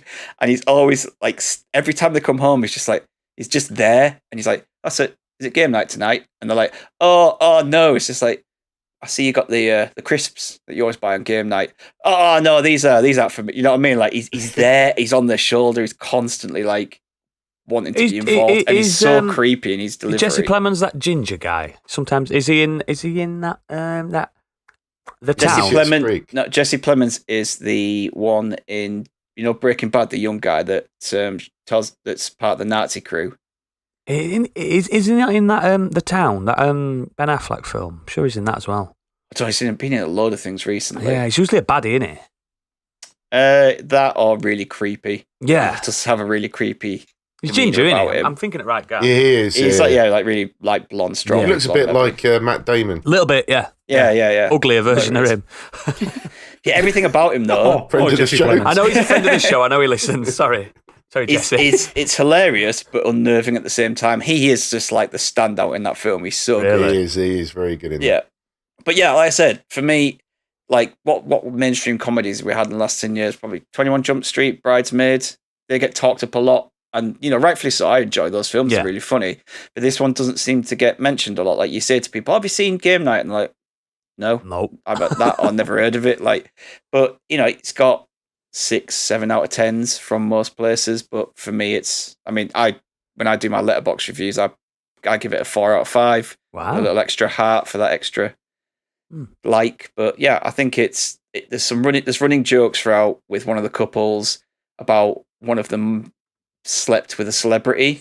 Oh. And the payoff to it is fucking incredible. The self-surgery scene is brilliant. There's a scene with a dog and some blood, which is just absolutely hilarious. I don't want to see any dead dogs. No dead dogs. It's nothing to do with the dog. The dog isn't bleeding, but just what happens to the dog with the blood is just so good. And you've intrigued me now. I've added it to my watch list. I'm there. It is good. I definitely have to watch it again. I'm ready for it. I remember my wife and I really chuckling out loud watching it. There's just it's so good. Anyone watched New Girl before? Yeah. Yes. The guy who plays Winston, he's in it. Oh, yeah. He's really good. Like some of the lines he's he good comes in that, out though. with is, yeah, he is. But some of the lines he comes out with are just absolutely hilarious. So Nice. Honestly, there's that, and there's a scene in a bar with McAdams and Bateman's characters that's just it's just great. It's really great comedy, and like I think that these days comedies, especially mainstream comedy, a lot of my favorite comedies are a lot more either indie stuff or not as like I said. Well, mainstream is the better option. I prefer like a dark comedy. So like normally I like Grand Budapest Hotel or What We Do in the Shadows. They're not mainstream comedies. Like that's what I've enjoyed more the last like decade or so. Yeah, you don't consider them like Hollywood blockbusters, do you? No, exactly. This is a Hollywood comedy. Yeah. And like it's great. And I think it just more people need to see it. And I think it just got I don't think 3 out of 5's 60%, 70% does it justice. I think it's better than that. Yeah, I'm with Gadget. I think it was just marketed badly. Even the front cover of the poster makes it just look like this god awful. It looks generic. The poster, comedy, yeah. The generic makes it look like generic. Or we've got 2 A-list celebrities doing comedy, but if you've seen Jason Bateman and Rachel McAdams do comedy, they're very good at it. Yeah, they are. Yeah, but I think as well, Jason Bateman was also starting to do some drama stuff at the time. I think wasn't that the same year that the first season of Ozark came out and stuff like that. That's why I struggle with Ozark as well. Like, I was expecting something a bit more light-hearted when it's really not at all. Not getting that from Ozark. Make me laugh, funny man. Dance, clown, dance. We want Michael Bluth. Yeah. Excellent. Yeah, honestly, that's a it's great definitely pick. worth a watch. Definitely worth a watch. I'm going to do it. It's getting absolutely put on my list. Like, I don't have a gaming backlog, but my film backlog is ridiculous. Mine's ridiculous. It gets bigger and bigger like all the time. Like, oh, God, it never ends. Brilliant. Right, we'll move on to me because that's just how I can see it in front of me. I'm going to talk about a film that's underrated critically and user scores as well. But it's a film I know we've all seen. It's called Blade 2. And it's... you know my history with this film. It's one of my favourite comic book films best ever. Blade film. It's the best Blade film. So, for people that don't know, it's got a 57% on Rotten Tomatoes. Really? I think it was that bad. Way too low. It's stupidly low. It's from 2002. Sorry? I don't think it's like a great film or anything like that, but not that like, bad, for is me, it? For me, it's like a 7 out of 10 film. Bear in mind, 57%. Like, what you assume Ghost Rider would get. Yeah, exactly, yeah. But that got even worse. Well, yeah, naturally. That's not underrated. Shouldn't have existed. But yeah, so 2002, it's an American superhero / horror film. Ooh. And it's based on the fictional character Blade from Marvel Comics. And I don't know if you know, I like comics. It's directed by Guillermo del Toro. Everyone knows who he is. But at that moment, not many people did. It's written by not many David... people in English-speaking countries. Yeah. Still very, very popular in Spanish-speaking countries. Yeah. It was written by David S. Goyer, who I believe did the first one as well. Oh, I mean, he's not got a track record. Though. No, he ain't. And it's the middle of the trilogy. I mean, calling it a Blade trilogy, the only real story aspects, the only ones connected of you really is that the fact that it's all the same characters. There's no like overarching narrative to Blade. No one counts 3 anyway. No, it's fucking shit. Certainly not Wesley Snipes. No, no, you were barely in it. So, Well, no, I think he meant not on his taxes either. yeah, true, true. So the film follows the human-vampire hybrid Blade in his continuing effort to protect humans from vampires. Blade's a daywalker, what they call, so all the strengths of a vampire and none of the weaknesses is what he says, apart from the fact that he likes to drink blood sometimes because he still has the thirst of a vampire. So he has a serum, doesn't he? Straight in his neck. And by Blade 2, the serum's not really working that well. He's got a little friend on it called Scud, played by Norman Reedus, who at that point, he was only Boondock Saints I knew him from. Can you remember any other Norman Reedus things from 2002? From 2002, he was in Pandorum before Yes, Walking he Dead was. came out. Yes, he was. For like 5 minutes before he Pandorum. got tossed in a trash compactor. That's another underrated film. I liked it. Ish. I liked it. But yeah, so It's a bit shit. obviously it's Del Toro, so it's gothic as fuck, which I believe the first film lacked. The first film was more about ravers. It was a rave culture film, wasn't it? Trendy, New York City, or was it Chicago? I can't remember. One of the big cities. And it was, The only thing I can remember from the first one is that scene where they walk into the club and go, base in the place, yeah, London. Yeah, that's what everyone The remembers. opening's incredible. A Blade one, The rave and all the blood coming down. yeah, Yeah. I think Yeah. Blade one, Amazing scene. it has some great set pieces in it, but it's not a great coherent film. Like Deacon Frost is not a very scary baddie. You know what I mean? Yeah, Who gives I'll give you a that. fuck about that? It's crap. The main baddie in Blade is himself. Do you know what I mean? But it's a bit too ravey. It's a bit too, let's all pop some ecstasy and watch Blade. That kind of thing. Blade 2, on the other hand, completely different. It's gothic. It's got a lot of lore to the world. So I think the best decision Del Toro did, and it's probably not just for the film's reasons, it's probably for tax reasons. He set it in Prague. Prague, very gothic looking city, isn't it? And Yeah. it just suits it. It suits it. Most of the actors in it, apart from Wesley Snipes and the people from the first one and Scud, the European. So it's got that added Transylvania-esque accent to a lot of these vampires and stuff. But what's really good is, you all know who Luke Goss is, don't you? Mm-hmm. Yeah. He's incredible. You remember the character he plays? The fucking... He opened. It's like a vampire mutant. I don't even know what you call it, really. I think you're probably about right. I think that's pretty much what they were, weren't they? Reapers. That's the one. I just had to. That's it. The nickname them Reapers. It's like an evolution of vampire. These are super scary vampires that eat vampires. So that's their thing.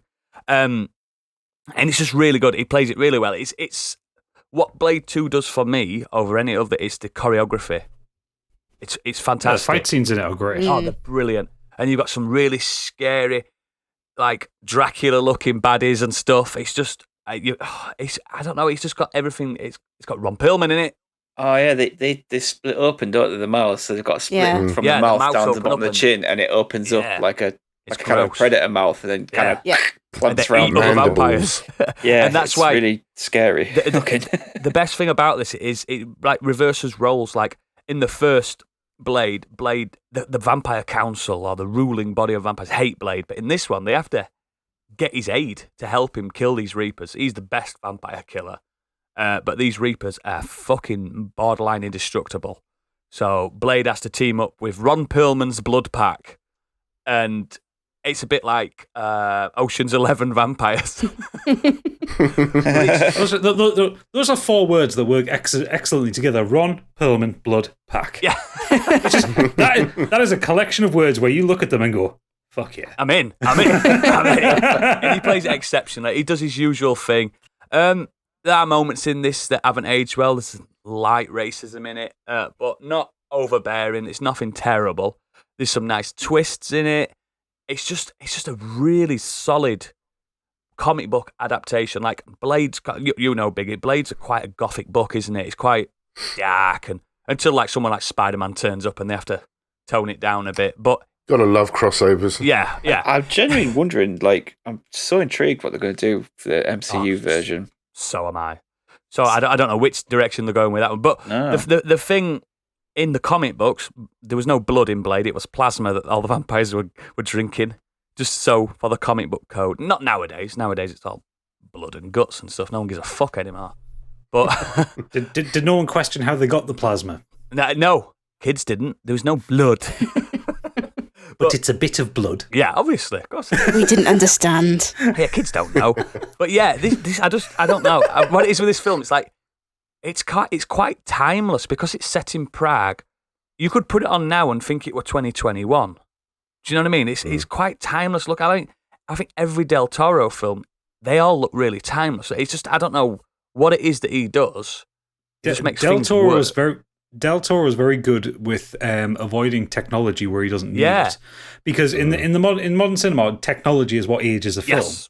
Look at the Matrix. Like if you look at like the Matrix are wandering around with like Nokia dumb phones or the banana phone. Anything where there's technical product placement. Like you watch like Casino Royale, you can tell it's from 2006 because of the fucking Sony Walkman he's got on him and stuff like that. Yeah. Like, well, Del Toro is a visual director as well, isn't he? Yeah, he's renowned for his visuals. Oh, it's a gorgeous looking film. Yeah, Del Toro always seems to make a point of making things look timeless. Yeah, and it just I think what it is with him is his use of like color and cinematography for certain scenes. Like every scene that Blade's fighting in, there's a mass strong emphasis on red. Because vampires, and the scenes where like there's exposition, it's blue. There's a lot of blue lights and stuff like that. And when they're out and about, it's always nighttime because it's a vampire film. But it's like it's greens and stuff like it's so. I don't know how to explain it, but it's really clever how he does it. And there's scenes when like because there's like an intro would introducing you to Blade, and there's like an epilogue at the end of it, and they're completely separate color palettes to the rest of the film, just to show you that. It's not really linked to the main. He's fucking Del Toro, and he knows what he's doing, man. I just realised he used Luke Goss again in Hellboy 2. Yeah, because Luke Goss is incredible at backflipping. Top of his CV, can backflip. Yeah, he's brilliant in this. Can't sing, but can back. He's like all the other Reapers look like Luke Goss. He don't play them all. It's just prosthetics, isn't it? But he's like the top Reaper, and he's just he's so fucking good. And you kind of start feeling sorry for. I love it when you feel sorry for the baddies, but you're like, I feel sorry for you, but you've still got to die. Do you know what I mean? I love that. There's some pathos to this. Yeah, absolutely. And I just think it's Blade's best adventure. I mean, Blade Trinity, my God, that was dreadful. What happened there, man? Fucking what? Oh. And the quality of actors they had as well. Oh. The only good thing about that film was Ryan Reynolds swearing. Yeah. Not his character or his dialogue, just his swearing. It's very creative. He's very sexy. You got Ryan Reynolds, who's very sexy. You got Wesley Snipes, sexy. older but Very sexy. Yeah. Chris Christopherson, very sexy. They've got a couple of muscle men. Triple H's in there. Yeah. His muscle career. Parker Posey, very sexy. What's his name? Dominic Purcell was the main bad guy. Yeah. Drake. That's what we were called in it. But yeah. Fresh off Prison Break. Yes. I think. Prison Drake, called him in it. Yeah, would have been at that time. Yeah. I've got a theory about Dominic Purcell that he just gets hired because of how big he is. It's his shoulders. He was in. You want big shoulders? He was in Flash, wasn't he? Blood Red Sky. Oh. Because last thing I saw him in was DC's Legends of Tomorrow. Pyro or something, isn't he? Yeah, he was fucking terrible in that. Yeah. Wasn't he actually Wentworth Miller's brother in that show? I don't know. Yes. Yeah, they were they played brothers in that in the DC they look show. completely different. Yeah, but no, he was in that Blood Red Sky, and I was like looking at it, going, "Is that Dominic Purcell?" And I was like, "Yeah." And it's just a big, massive. His head's like a big. I don't know how he got on that plane. I don't know how he got on the plane. Big head. But if you're listening, we love you still. Don't worry. But Blade Trinity was shit, mate. But Blade 2, I think if you're going to watch a non-MCU Marvel film, I mean, people will probably argue with me, but I think that's the one to watch. I'd say Spider-Man 2, but it's a close second. It's there, yeah. You need to watch Spider-Man 2 now anyway. Yeah, you do. I think you do, guys. But yeah, Blade 2's brilliant. It's nice and gothic. And at the time, 2002, fucking was I using eyeliner? I was. It just worked. And at that point, apart from Demolition Man, I think that was Wesley Snipes' best bit as well. He smiles a lot in Blade 2. And I enjoy when Wesley Snipes smiles, like when he's Simon Phoenix in Demolition Man. It's an incredible role. But, yeah, watch Blade 2. Jack City. Yeah, absolutely. It's underrated. people forget it exists. I asked people, I'm like, have you seen Blade 2? The choreography in that's like immense. Like, Blade, they're all like, Blade 2, is that the one with Ryan Reynolds? No, it's not. Stop it. So yeah, watch it. It's incredible. And if you don't like it, watch something else. I love it. What do you guys think of Blade 2, by the way? I liked it. Yeah, I liked it. Yeah, it's Best great. one. I enjoyed it. I also enjoyed Blade 3. I'm sorry to say. Shut up. I know. I just seriously? generally enjoyed all of them. I think. After next week, don't come back. Yeah, fair I mean, enough. you've now got to follow that statement with what your choice now. That you I enjoyed know. Blade Trinity. Blade 3. That is her choice. Yeah. Awkward. No, it's not, but it does have a bit of a link to it. So mine's a bit of a double whammy because I'm going with underrated actor within an underrated film, and I'm going with Smoking Aces. I know the link. The director of Boss Fight. Yes. Directed that. Is it? Yep. Oh, right. I can see where now this is that going to explains go some now. of the cast as well.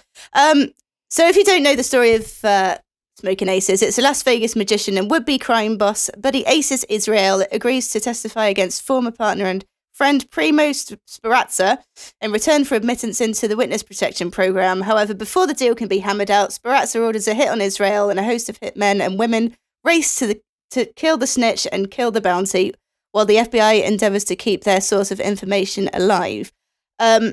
Now, when this was released, and it was released in 2006, it received mediocre to sort of lukewarm reviews.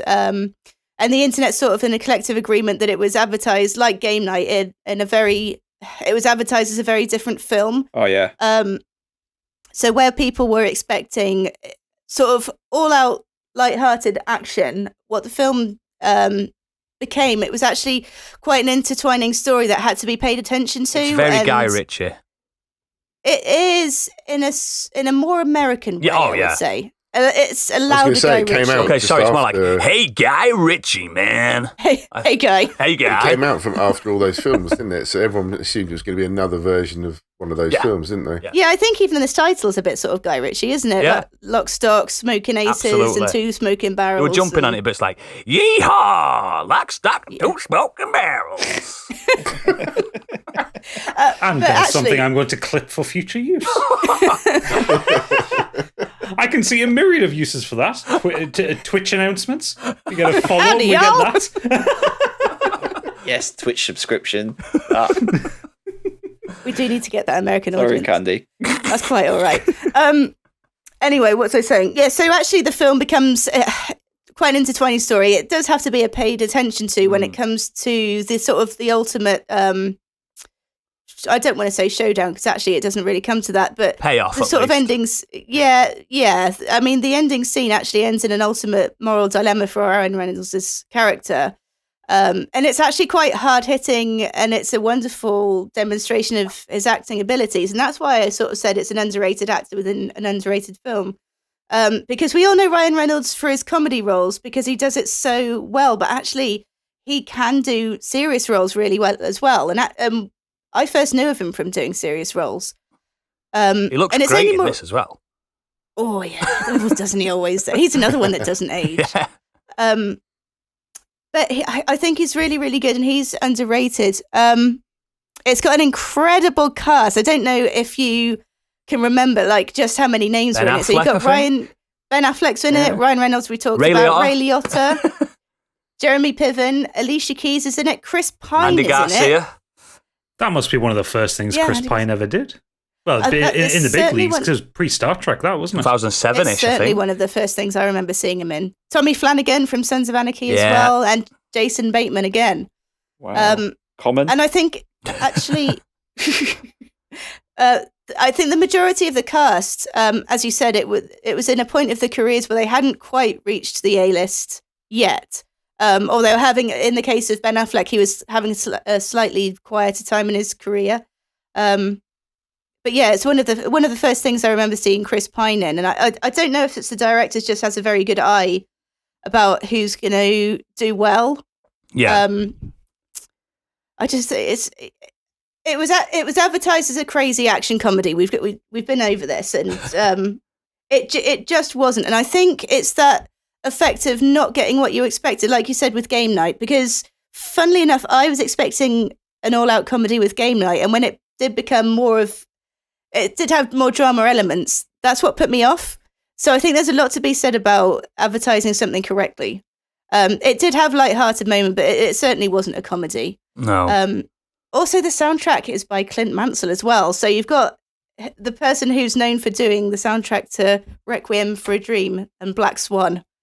But it's just a really good film, and I think it ages well and it's shot well. It only got and 31% on Rotten Tomatoes. That's low as fuck. So Rotten Tomatoes is 31%. IMDb is 6.5. Yeah. Empire is 3 out of 5. So it's not bad reviews, but certainly not particularly good ones. And I think it just. I thought it was going to be like a Guy Ritchie movie, and I switched off about halfway through it because I just wasn't concentrating. Like you say, you've got to kind of follow it. Yeah. And I was expecting so much more from like a comedy, Guy Ritchie kind of gangster kind of movie. Yeah, it's not laugh a going minute, is it? It wasn't going the direction I thought it was, and I just didn't finish it. So I feel like from what you said, I should go back and check it out. I think it's a great looking film though, like cinematography and how they use the. There's a lot of like Dutch angles and quick snaps, isn't there? You've got to like, woo, don't blink, don't blink, don't blink. And the transitions between the scenes as well. It's almost kind of like it almost feels a bit sort of Edgar Wright in some ways. Yeah, it is colour coded to each gang and stuff like that as well. It's clever. It's good. No, I really enjoyed it, and I really wish it had done better. They did than a Smoking Aces too. They did with Vinnie Jones. Did they? Yeah, but like if you look at look at the cast list from Smoking Aces 1, then look at it. Vinnie Jones. Vinnie Jones is the lead in the second. It's like that's a bit of a drop off. Ernie Hudson's in it. That means it's a classic. Oh, it must be. Assassin's Ball. Why did I never hear of this? Although some of the reviews are actually better than the original Smoking Aces. No, it is. Yeah. It's got Michael Parks in it. Everyone loves Michael Parks. He's brilliant. I'm going to watch that tonight. Yeah. It does look. It does look very Vinnie much Jones's more Guy character's Ritchie, name in number 2 is called Finbar McTeague. That's my new D&D name. The main character's called Walter Weed. Ooh, wonder what he smokes. Always a bit of a weed. Yeah, really enjoyed it, and I think it should have done better than it did. And I think it's worth revisiting with fresh eyes and knowing actually what you're getting into a bit more. It is on Blu-ray. I've just looked. Might be worth a Blu-ray, that one. Cool, excellent. Big A finishes off. Okay, dokes. So I'm going to talk about a game that has been referred to on this pod, and our esteemed editor has also streamed it. It is, of course. Let's shoot Larry. It's Prey. Oh yes. Yes. It's a first-person shooter. It was developed by Arcane Studios. It was published by Bethesda Softworks. This was off the back of the success of Dishonored, which is another awesome game. And the team, a bit like you were talking about From Software, sorry. They kind of divided after Dishonored. They were given 2 projects. What's going on with me tonight? We're all a bit broken today. Divided projects. So one team went to develop Dishonored 2, and another team were asked to do a different IP. And they came up with Prey. And I've never played the original game, so I cannot tell you. Not linked at all, is it? Any of it vastly different. Game. There was no link between 2006 Prey and 2017 Prey. Not just the name is the same. There you go. So it's released in 2017. I love the intro to this game. Yeah. The way it is set up is fantastic. And I don't want to talk about the main spoiler at the beginning of the game because I feel like it's one of those things. I kind of need to, though, because there's a moment that... Because I've never played this game, but luckily Gadget played it all for me while I was in the bath. On stream. I can happily talk about it. If you guys want me to... I just want to spoil that little bit at the beginning. So put I'll get the spoiler klaxon. Yeah, get the klaxon out. If you want to skip the spoilers for Prey 2017, skip ahead to 1 hour 46.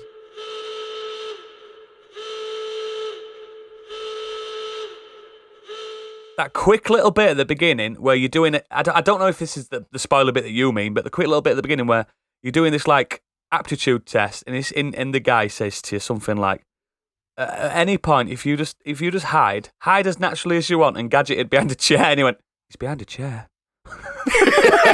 What's he doing behind that chair? And that was my favourite bit. But it's a great reveal later when you find out why that is. The bit that I love, and I loved your reaction to it on the stream as well, because you were in the chat at the time, which is after you've gone through that first I do bathe with my phone kind in my hand. Sorry, everybody. Yeah, you wake up again in your apartment. Yeah. And I'd played this bit before, so I knew what to do. But the whole thing is like you're supposed to just like experiment. You were with it being streaming and you were like you're showing everyone what the game's doing. Yeah. So and then I turned to the apartment window and I just smashed it. Oh, and like fuck. And you see the studio behind the window, and in the chat, Oodles was just typing in capitals, "What the fuck? What's going on? I'm not prepared for this." It's so good. Played the whole game for me, which was beautiful. I loved it. And then, of course, you come to what I love about how the game is actually introduced with the opening credits. Is that you take this chopper ride to where you think you're going to this building of where your brother is, I think it is. Yeah. From memory. Alex. And you take this chopper ride through the city, and as you fly, it's very much like a David Fincher movie. Yeah, where you see things on it shows the buildings. names of the game and the director and whatever in the buildings, like as hoardings or in the windows. It's so like good. an old-fashioned Neversoft game. Oh yeah, it's I very really enjoyed stylish. that bit. It's funny, isn't it, what actually makes it effective? Yeah. But yeah, I really enjoyed the way it was introduced too. And the artwork is very similar to Dishonored. It's very kind of if you play Dishonored, then obviously you're going to know what I'm talking about. But it's very characterized. The stylized humans, but everything else is photorealistic.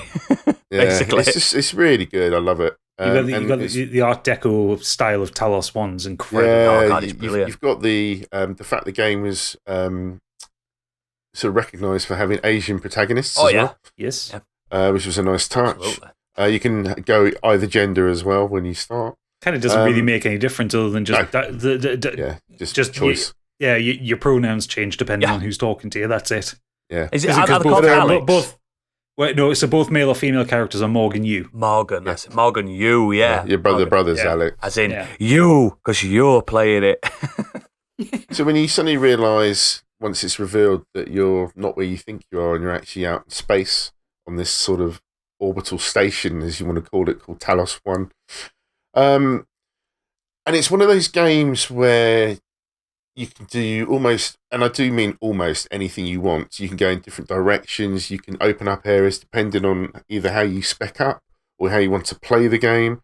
If you do something very early on, you can get hold of what is used quite a lot in the game called the goo gun. It's a good gun. Which allows you to sort of spray almost like this sort of putty. No that more nails. solidifies almost after you fired it, and then you can make sort of stairways out of Sounds that if like you my want penis. to jump up. Excuse me. But yeah, it's just a really cool way to sort of play around with the area, a bit like how it's basically taking ideas from lots of games.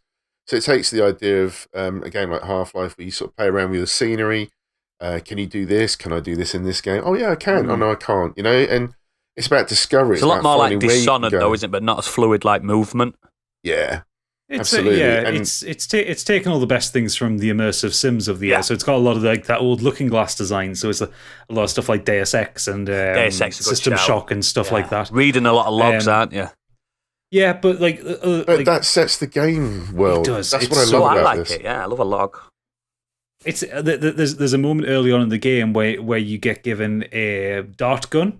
Yeah. And it's just a Nerf gun. It fires little Nerf bullets. Yeah. And you think, what the fuck's the point of this? It's not going to hurt anything. Until the first time you realize that like you can like peer through a broken window and fire the gun at the touch screens on the computer and open doors. Yeah. Yeah. And it's just like, okay, this is systems. Yeah. This is mind blowing systems. I love it. It is. It's as simple as that. You can play the game any way you want. You can go all out action. You can be stealthy as much as you want to try and get those sort of stealthy kills.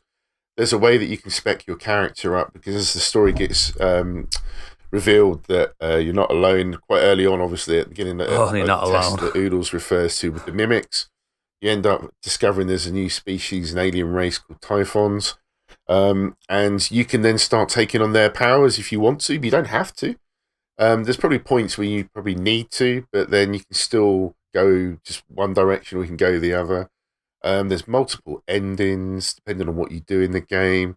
There's side quests that you can choose to do or not. Some of them the Gadget did were great. Some of them are just like, but just side bits in it.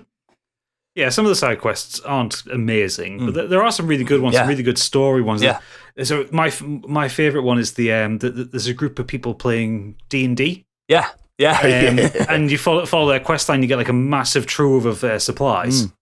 And it's great. You like go into someone's apartment and you read their email and it says, if you look at the map, it's E4. Yeah, and it's like a treasure map to find where you need to go, and you're like just collecting it as you go. Right, it's so good. It is, because all the clues that you need are scattered throughout all of Talos 1. It takes fucking ages to find it all. It also takes that idea from BioShock where you don't know whether to trust everybody, because there's obviously your brother, but you've got this sort of floating droids, if you want to call them, drones, whatever. They there's one that's sort of talking to you as well, saying, don't trust him, do this. There's lots of sort of red herrings, and I just loved it. I loved the work. I got so lost in this game. I genuinely think it's quite scary. It's brilliant. It has its mimics. There's that bit when Gadget, when you were playing it for me, because nightmare. If you're never going to play this game, I absolutely recommend watching Gadget's playthrough. Because when he reads a little log for you, that's lovely as well. I always prefer when someone's reading to me. And there was that bit when because he was trying to show me, because he knew about this, because he'd played the beginning hour. He was like trying to show me. He went, look at this table. And I'm like, yeah, there's 2 cups there. There's a lamp there. There's this, and he's like, why would there be 2 cups? And I'm like, and then this big fucking spider comes out. Yeah. Fucking terrifying. Horrifying. Oh. The worst part is when you don't hear the audio cue from them going in. Like when you're streaming, you talk into the chat, and it's a very subtle audio cue when mimics enter the environment, and if you're not paying attention, it's easy to miss. And you'll be walking through somewhere, and he's like, I've got like 10 health left. I need to find something to eat health, and then one jumps at your face, say, "Fuck you, you bastards!" There are some funny bits. I've seen some after watching Gadget play. There are some bits, some like not fails, but some video collections on YouTube where the mimics, the AI of the mimics, has just gone that little bit wrong. Where it happens. There's a chair perfectly balanced in the middle of a stairwell and stuff like that. I wonder what you are. Yeah, there's a few moments like that. But that distrust that's created from that atmosphere, because it's not just about the plot as well. It's just the fact that the mimics could be anything. And then there's even bigger enemies that you fight as well. So you're constantly on edge, because you're never quite sure in every room you go into whether it's safe to go in straight away or not. And the furniture could be anything. There's traps, there's all sorts of things. And then you can go out into space as well. And the sound design... I think it's called Outer Space. All right. But it's brilliant. I just love the fact that when you're out there, the sound is how you imagine it would be. It's just quiet. Again, it's like Dead Space. It's just got that, the audio changes and you can hear your character breathing. And I just found those bits out there really tense as well. I just love the atmosphere. And I stupidly slept on this game for... Dishonored I slept on for a year at least. I got it on the PS3 and changed over to the PS4. I didn't play it till then, and I did the same kind of thing with this game as well. And I think Dishonored 2 is going to be my PS4 to PS5 game, because I should go and play that. Arcane games are brilliant. Yeah, they are so good. And people don't talk about this game enough, because Dishonored, quite rightly, is a great game, and 2. I might be wrong, but I don't know. I like these Arcane games. Like, I'm not. Everyone knows I'm not the biggest fan of Dishonored, but same with Half-Life 2. I haven't played much to say I'm not a massive fan. But Prey, even though I've not physically played it, I feel like I have played it because I've watched him do it all.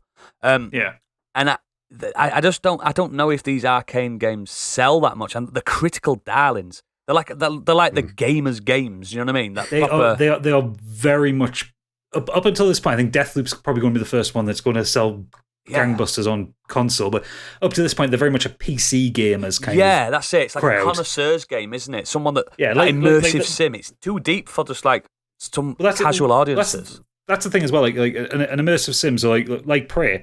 it's not really a shooter. No, it is more of an RPG than anything. Yeah. In fact, if you walk into any situation guns blazing, you're probably going to die quite quickly. Absolutely. I did several times. Like I also like did. Bioshock a lot. Yeah, and it does that thing that survival horror games do, where like ammo is Scarce. quite scarce, but you can craft your own ammo, but the resources are scarce and stuff like that. So like, the recyclers. the recyclers, great stuff. Yeah.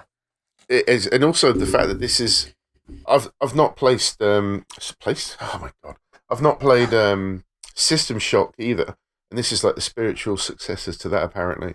In a way, Sort of. Yeah, it's got a lot of the taking a lot influences. of that shock horror sort of design, and the space station is one big contained map in its own way. So it's just kind of, it's brilliant. I could go on if you forever liked about this Bioshock, game. play this. It's that simple, isn't it? I think so. I really think so. And Yeah. if you just give the time to the logs, read what's presented in there, listen to all the Immerse yourself in the audio cues and immersive stuff. sim. Yes, it's just, you've got to do it to appreciate this game. And don't be afraid to everyone fuck to around play. with things, because fucking around with things can get you some great results. But if you want to help us, don't play it and watch Gadget play it. I'm fine with that. I'm absolutely fine with that. Yeah, if you're not going to play it, just watch it. Definitely. It's one of those games that gets very hairy towards the end. That last couple of hours was very tense. I think from the point where you reset the power systems all the way to the very last cutscene, I was just sprinting through Talos 1. Sweating. Nope, not fighting anything. Yeah. Just run. Healing item. Great game. I think tense is the best way to describe the game as a whole, really, isn't it? It's not all out horror, but it's just squeaky bum the whole when way this through. game came out, I saw a lot of nines. So It was people love it. critically well reviewed, but no one picked it up. No one picked it up. Especially on the consoles. Like, it's got a really strong player base on the PC. Yeah. And then they did the roguelike DLC. Yeah, is that any good? Yes, it's incredible. It's all right. I didn't mind it. It's one of those ones where it takes again from survival horror that you've got like 5 characters to play through the scenario. It kind of changes it up every time. But if you take certain items with your first character, the second character won't have them available. Ooh. So you've got it, the whole idea is trying to get all 5 characters out. I like that. Yeah, Very, I might, very good. Lots of replayability. Even though I watched you play it, I might play it myself again, actually. It's on Game Pass. Yeah, it is. It absolutely is. And again, it's been on sale so many times, which is Has it got such a FPS shame. boost on that? Yes. Ooh.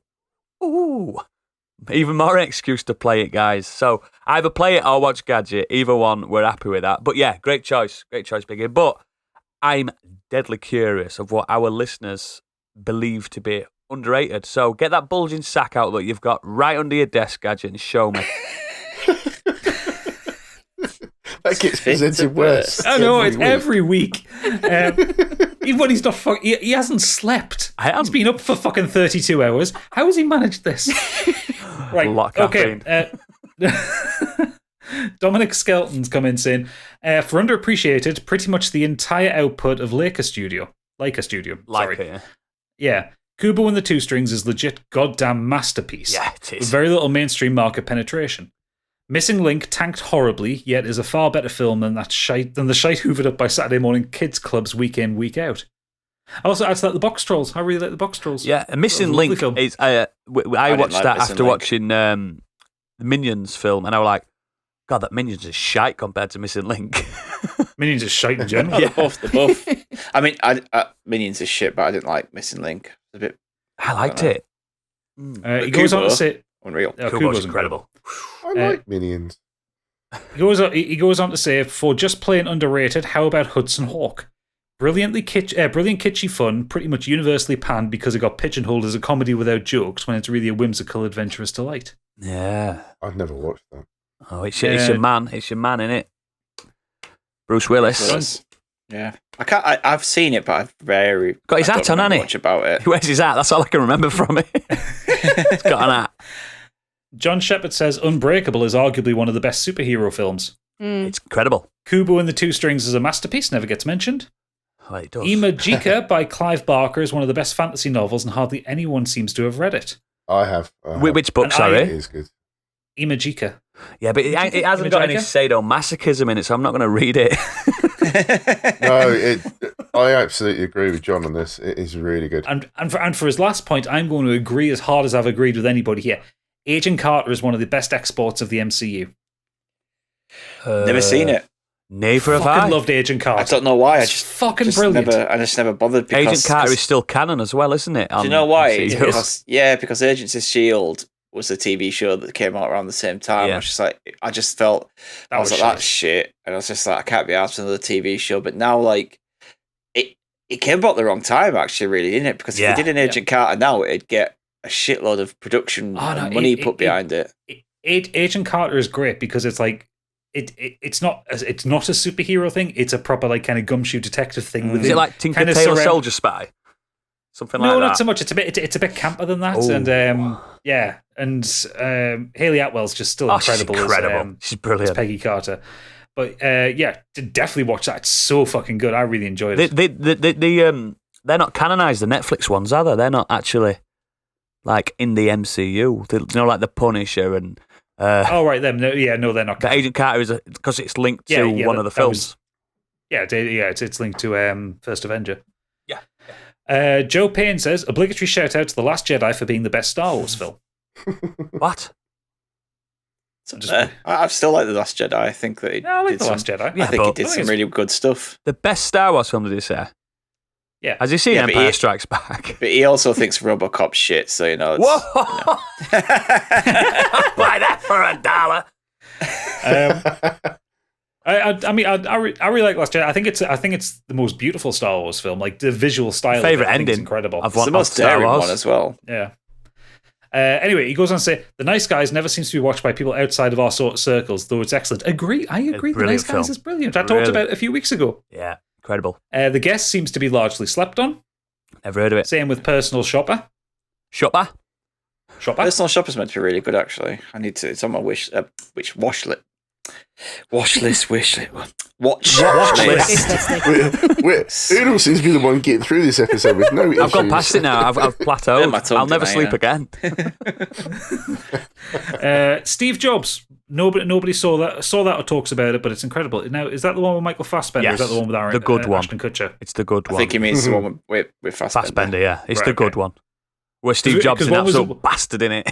Yeah, because one was Steve Jobs and one was Jobs, wasn't it? Yeah. And the Jobs one with Kutcher is not as much of a bastard in it. They didn't dare to go there. So, yeah, watch the Fassbender one. It just sounds like somewhere you'd apply for something as well. It really does. And he finishes off with the Rock Hudson movie Seconds. Utterly incredible, but barely anyone has seen it. I've never heard of it. Never heard of it. Nope. Jamie Kelwick says, Joe Dante's Explorers. Such a classic kids film introduced the world to Ethan Hawke and River Phoenix. The Rocketeer. Yeah. Yeah, I remember that. Tig has dropped in saying, notable mentions for Titanfall 2 and the Batman Telltale games. But I'd like to nominate 2 shooters for consideration. The first is Ghost Recon Wildlands. A surprising entry into the series, it's a terrific drop-in, drop-out cover-based shooter that me and my mates played for a good 2 years between bouts of Battlefield and Call of Duty. Set in Bolivia, you have an almost limitless supply of weapons and vehicles and complete tactical freedom to complete varied multi-objective missions that encourage roles, coordination and teamwork. We probably took it too fucking seriously. Tango down, 10 o'clock. But blimey, we had some fun with that game. The game gets some criticism from passers-by with its white savior, America fuck yeah appearance, but it's a deeper game that the more you put into it, the more you got out. I mean, to be fair, that's why I didn't play it, because it did look very America fuck yeah. I've played it. I like it. I loved. Was that the one with John Bernthal in the yes in the adverts? I think so.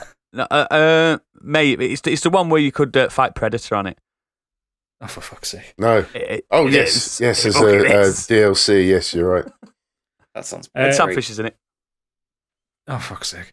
The second is my favourite game in the Far Cry series, Far Cry 2. Ubisoft's first original and best entry. It bought the license from Crytek, who made the first notoriously difficult but a stunning first game. Far Cry 2 is a brilliant open world with much maligned mechanics. From the very beginning, the game kicks you in the ghoulies with a bout of malaria that requires you to source regular medication. Yeah. You need to do quests for a local church to stay alive. And a weapon-degrading mechanic that would often mean your rifle misfiring and jamming up in the middle of a firefight. Yeah. But while Far Cry 2 could be punishing and frustrating, it also had a truly stunning open world set in the African savannah, superb combat with genuine tactical freedom, and a brilliant fire system that spread like wildfire. Far Cry 2 is an underrated masterpiece that deserves more credit than its more formulaic successors, and I commend it to the pod for consideration. Far Cry 2 is great. I love Far Cry 2, but I prefer 4, but both of them could change, which is my favourite. Anyone, I still think Far Cry 2 looks brilliant. It still looks good. To say it's like 360 gen, I think it's, Far Cry 2's good. Play it. Yeah. The We Needed Roads podcast has said a book by Nicholas Eames, Kings of the Wild. It's a very funny fantasy book about a team of over-the-hill mercenaries. Loads of classic rock references, and Eames treats his mercs like rock stars. I've got this book in my to-read pile already. My mother lent it to us about 2 years ago, and books keep getting put on top of it. But I do intend to read it.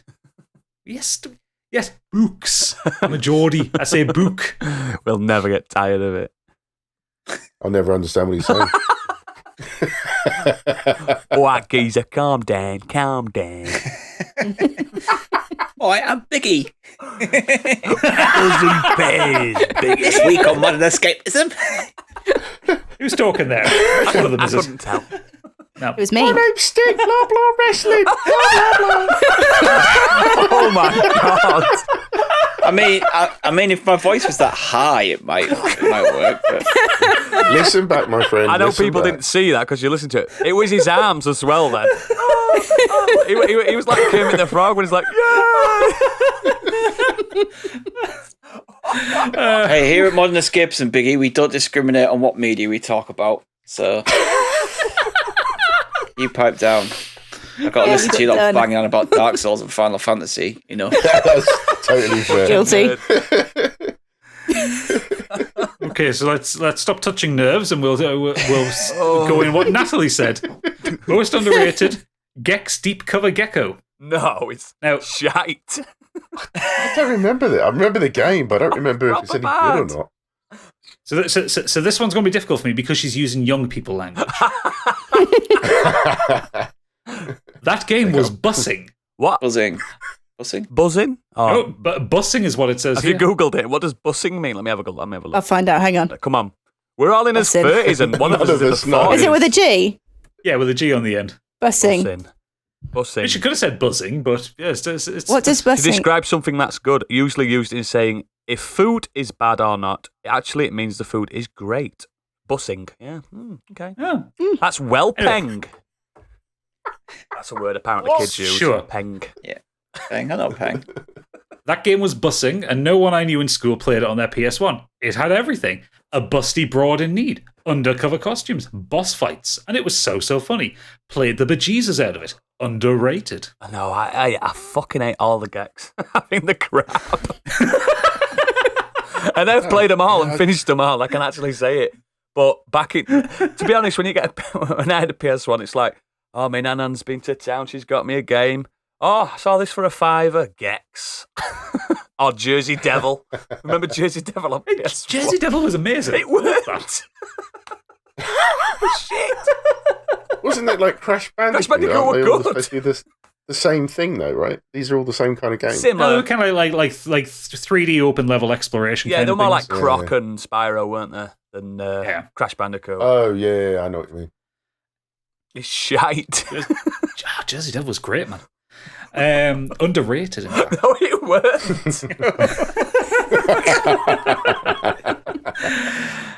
Ray has come in saying, "Hi, Modern Escapism. When talking about the greatest Pixar creation, Inside Out is not likely to be a candidate. But for me, this film deserves more."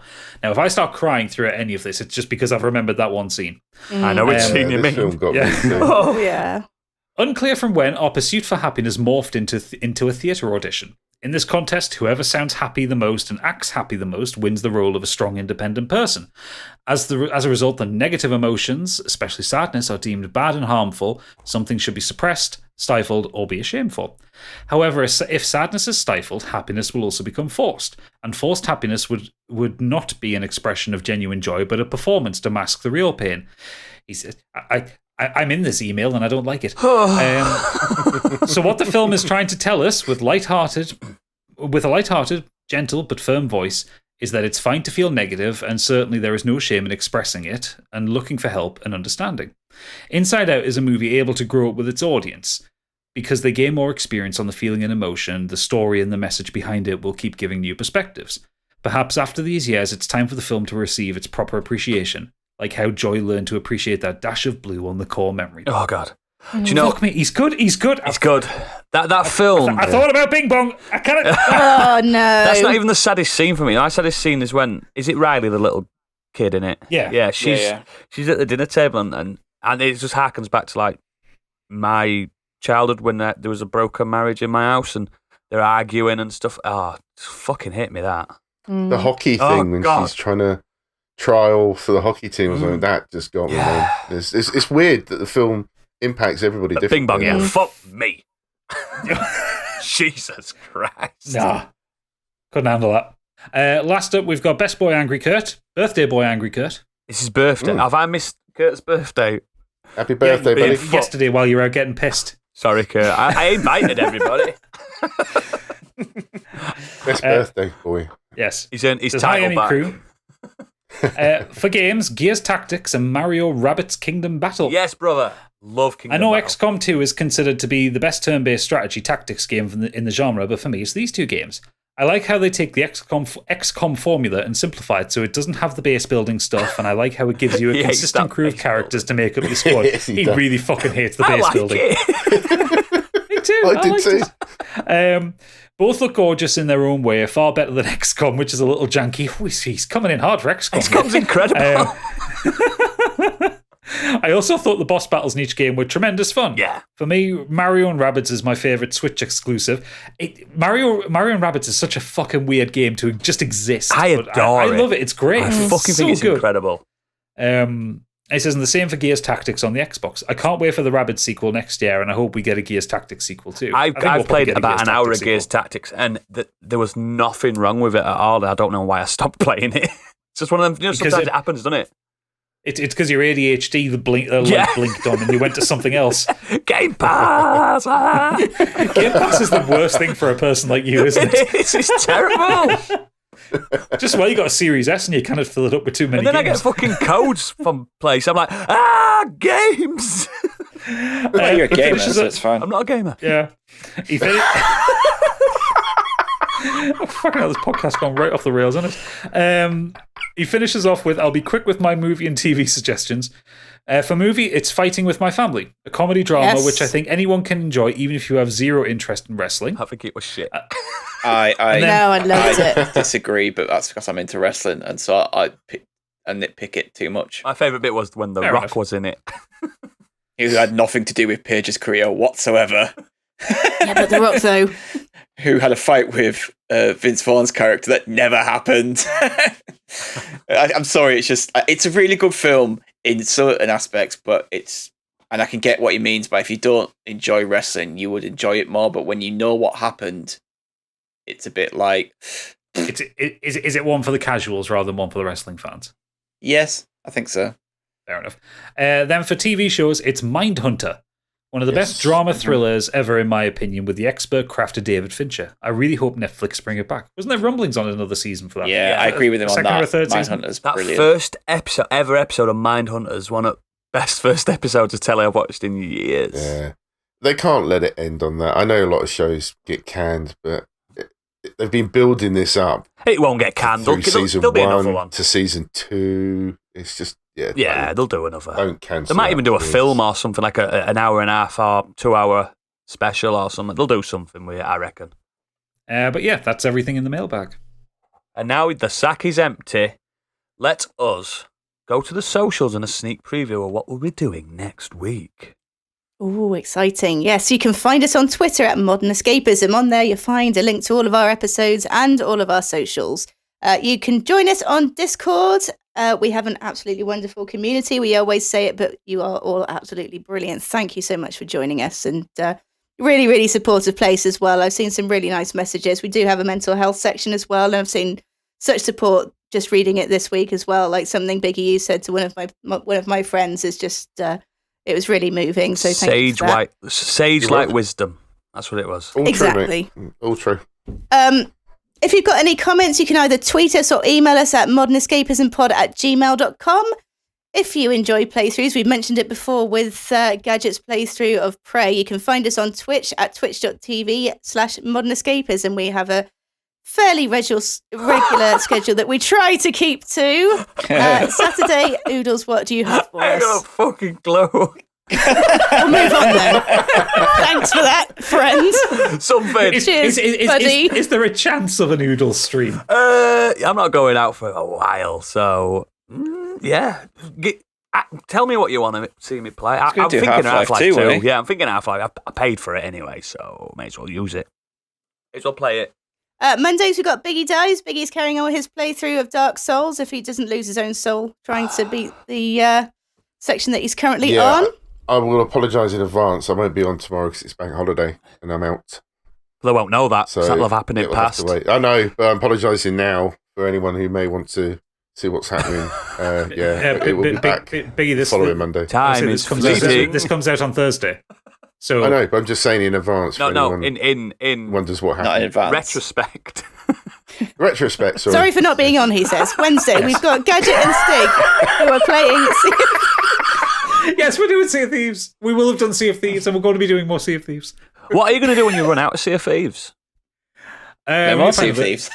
It's big sea. More Sea of Thieves. It's a big ocean. I don't know. Don't have to just do a pirate's life. We can do other stuff on it. But Excellent. No, I'm sure we'll find a co-op game. You two need to do a Lego game. I'd love to watch you two do a Lego game. Play Lego games. Oh, they're so good. Wait for the new one, Yeah. the Star Wars. Yeah. compilation. I think you two doing a Lego game would be hilarious to watch. Because I can imagine Stig wanting to pick up every little peg and Gadget like, come on, let's get on with the I've played story. Lego games. I just get bored with them. It's like really easy. Marvel superheroes. So good. Marvel Superheroes is To be fair, incredible. Lego Marvel Superheroes is great. It's really good. There's still a really sick, twisted, horrible part of me that wants to do Resident Evil 5, but it's so bad. Ooh. And speaking of scary streams, Thursday we've got Candy's Creature Feature, which is my horror stream, and at the moment I'm playing Outlast. I started it last Thursday. I haven't watched it yet. How far did you get? I It was fun. got to the Did the boiler and prison all that? section. Yeah, she did the boiler. Have you seen a willy yet? I saw the wangers. Yeah, Here we go. that was a highlight. Yeah. Game gave her the willies. And then you need to play Outlast Yeah, it 2. is. There's even more willies in Outlast 2. There's more. Yeah, But but I'm going it's to not as play. good a game. I think I'm going to play Soma next, and then I might go back to Outlast 2. But we'll see. See how much I enjoyed the first one. All of our playthroughs get uploaded to YouTube, so you can watch it in your own time. Just do a search for Modern Escapism in the channels section. And we've already spoken about our Patreon as well. So if you do like our content, want to give us some more support, please think about donating to our Patreon. We've got £5 for Modern Escapees, £5 for Scorched Sheep, and £7.50 for the Biggie bundle. Yeah, don't waste your money on charities. Just give it to us. We are a charity. It's getting that way. I mean, you'll have had Too Fast Too Curious episode 3 this week. We did Tokyo. You can't even say it, can you? We're crying. Oh God, that film. I love it. See, I'm saving your Too Fast because I want to actually watch along because I haven't seen a lot of them. I love Too Tokyo. Fast Not Story. bad. I've not seen it since it came out. Literally watched it in a bar in Iron Apple on a dodgy screen. Like someone had got a dodgy copy. And was I just think sat that's how it's watching that supposed to be watched. when it was hungover. That's the only time I've ever seen it. So I remember thinking it was okay compared to the second one. It's supposed to be watched in back of not. a Yeah, it's kinda how I skyline that's been feel. pimped out by Exhibit. Gadget has other thoughts. Anyway, next week's subject is worst MacGuffins. Was it McGuffins. Oh, McGuffins. we've all McGuffins. brilliantly this McGuffins. episode. Not Hey, I haven't fucked McGuffins. up. It's McGuffins. MacGuffins? There's still time. Somebody else, please explain what that is. Gadget. The worst, Oodles. plot Oodles. points, the worst moments of writers kind of writing characters out of a situation, the worst plot holes, plot contrivances, just random shite bit of And writing the worst in a burger film, from TV show, McDonald's game. and McGuffin. McGuffin, not McGuffin. Oh, McMuffin. God. Oh, God. What a fucking shit show this episode's been. Do you know, I have to admit, I didn't even know what it really meant, so. And for those who've loved this shit show, should we go on to the people that pay for extra? Yeah, so everyone that doesn't pay you, if you're a tight bastard, we appreciate you, but you're going to miss out on some epic content round the back where we give each other handies and we just have a great time. So, and I'm almost afraid to say it, but please leave us a 5-star review wherever you can. Absolutely. So, for everyone that hasn't paid, apparently we're underrated. We'll see you all next time, and I will have slept by then, hopefully. And it'll be a more cohesive structure, and we'll all be able to speak. Because I don't know why, but everyone else has been terrible today as well. I've been fine. You're always fine, you professional bastard. Shit by osmosis. I've been drinking since midday, and I'm fine. Excellent. So yes, for everyone else, good night, and ta-ta.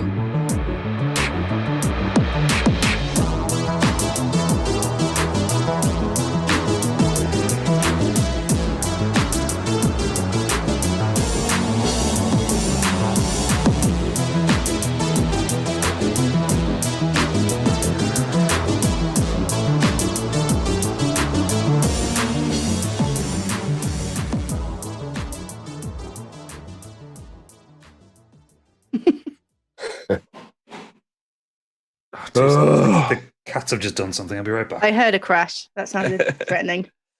I can smell it from here, whatever they've done. I'll just have another power nap. It would appear that Major's just commando ruled into his litter tray.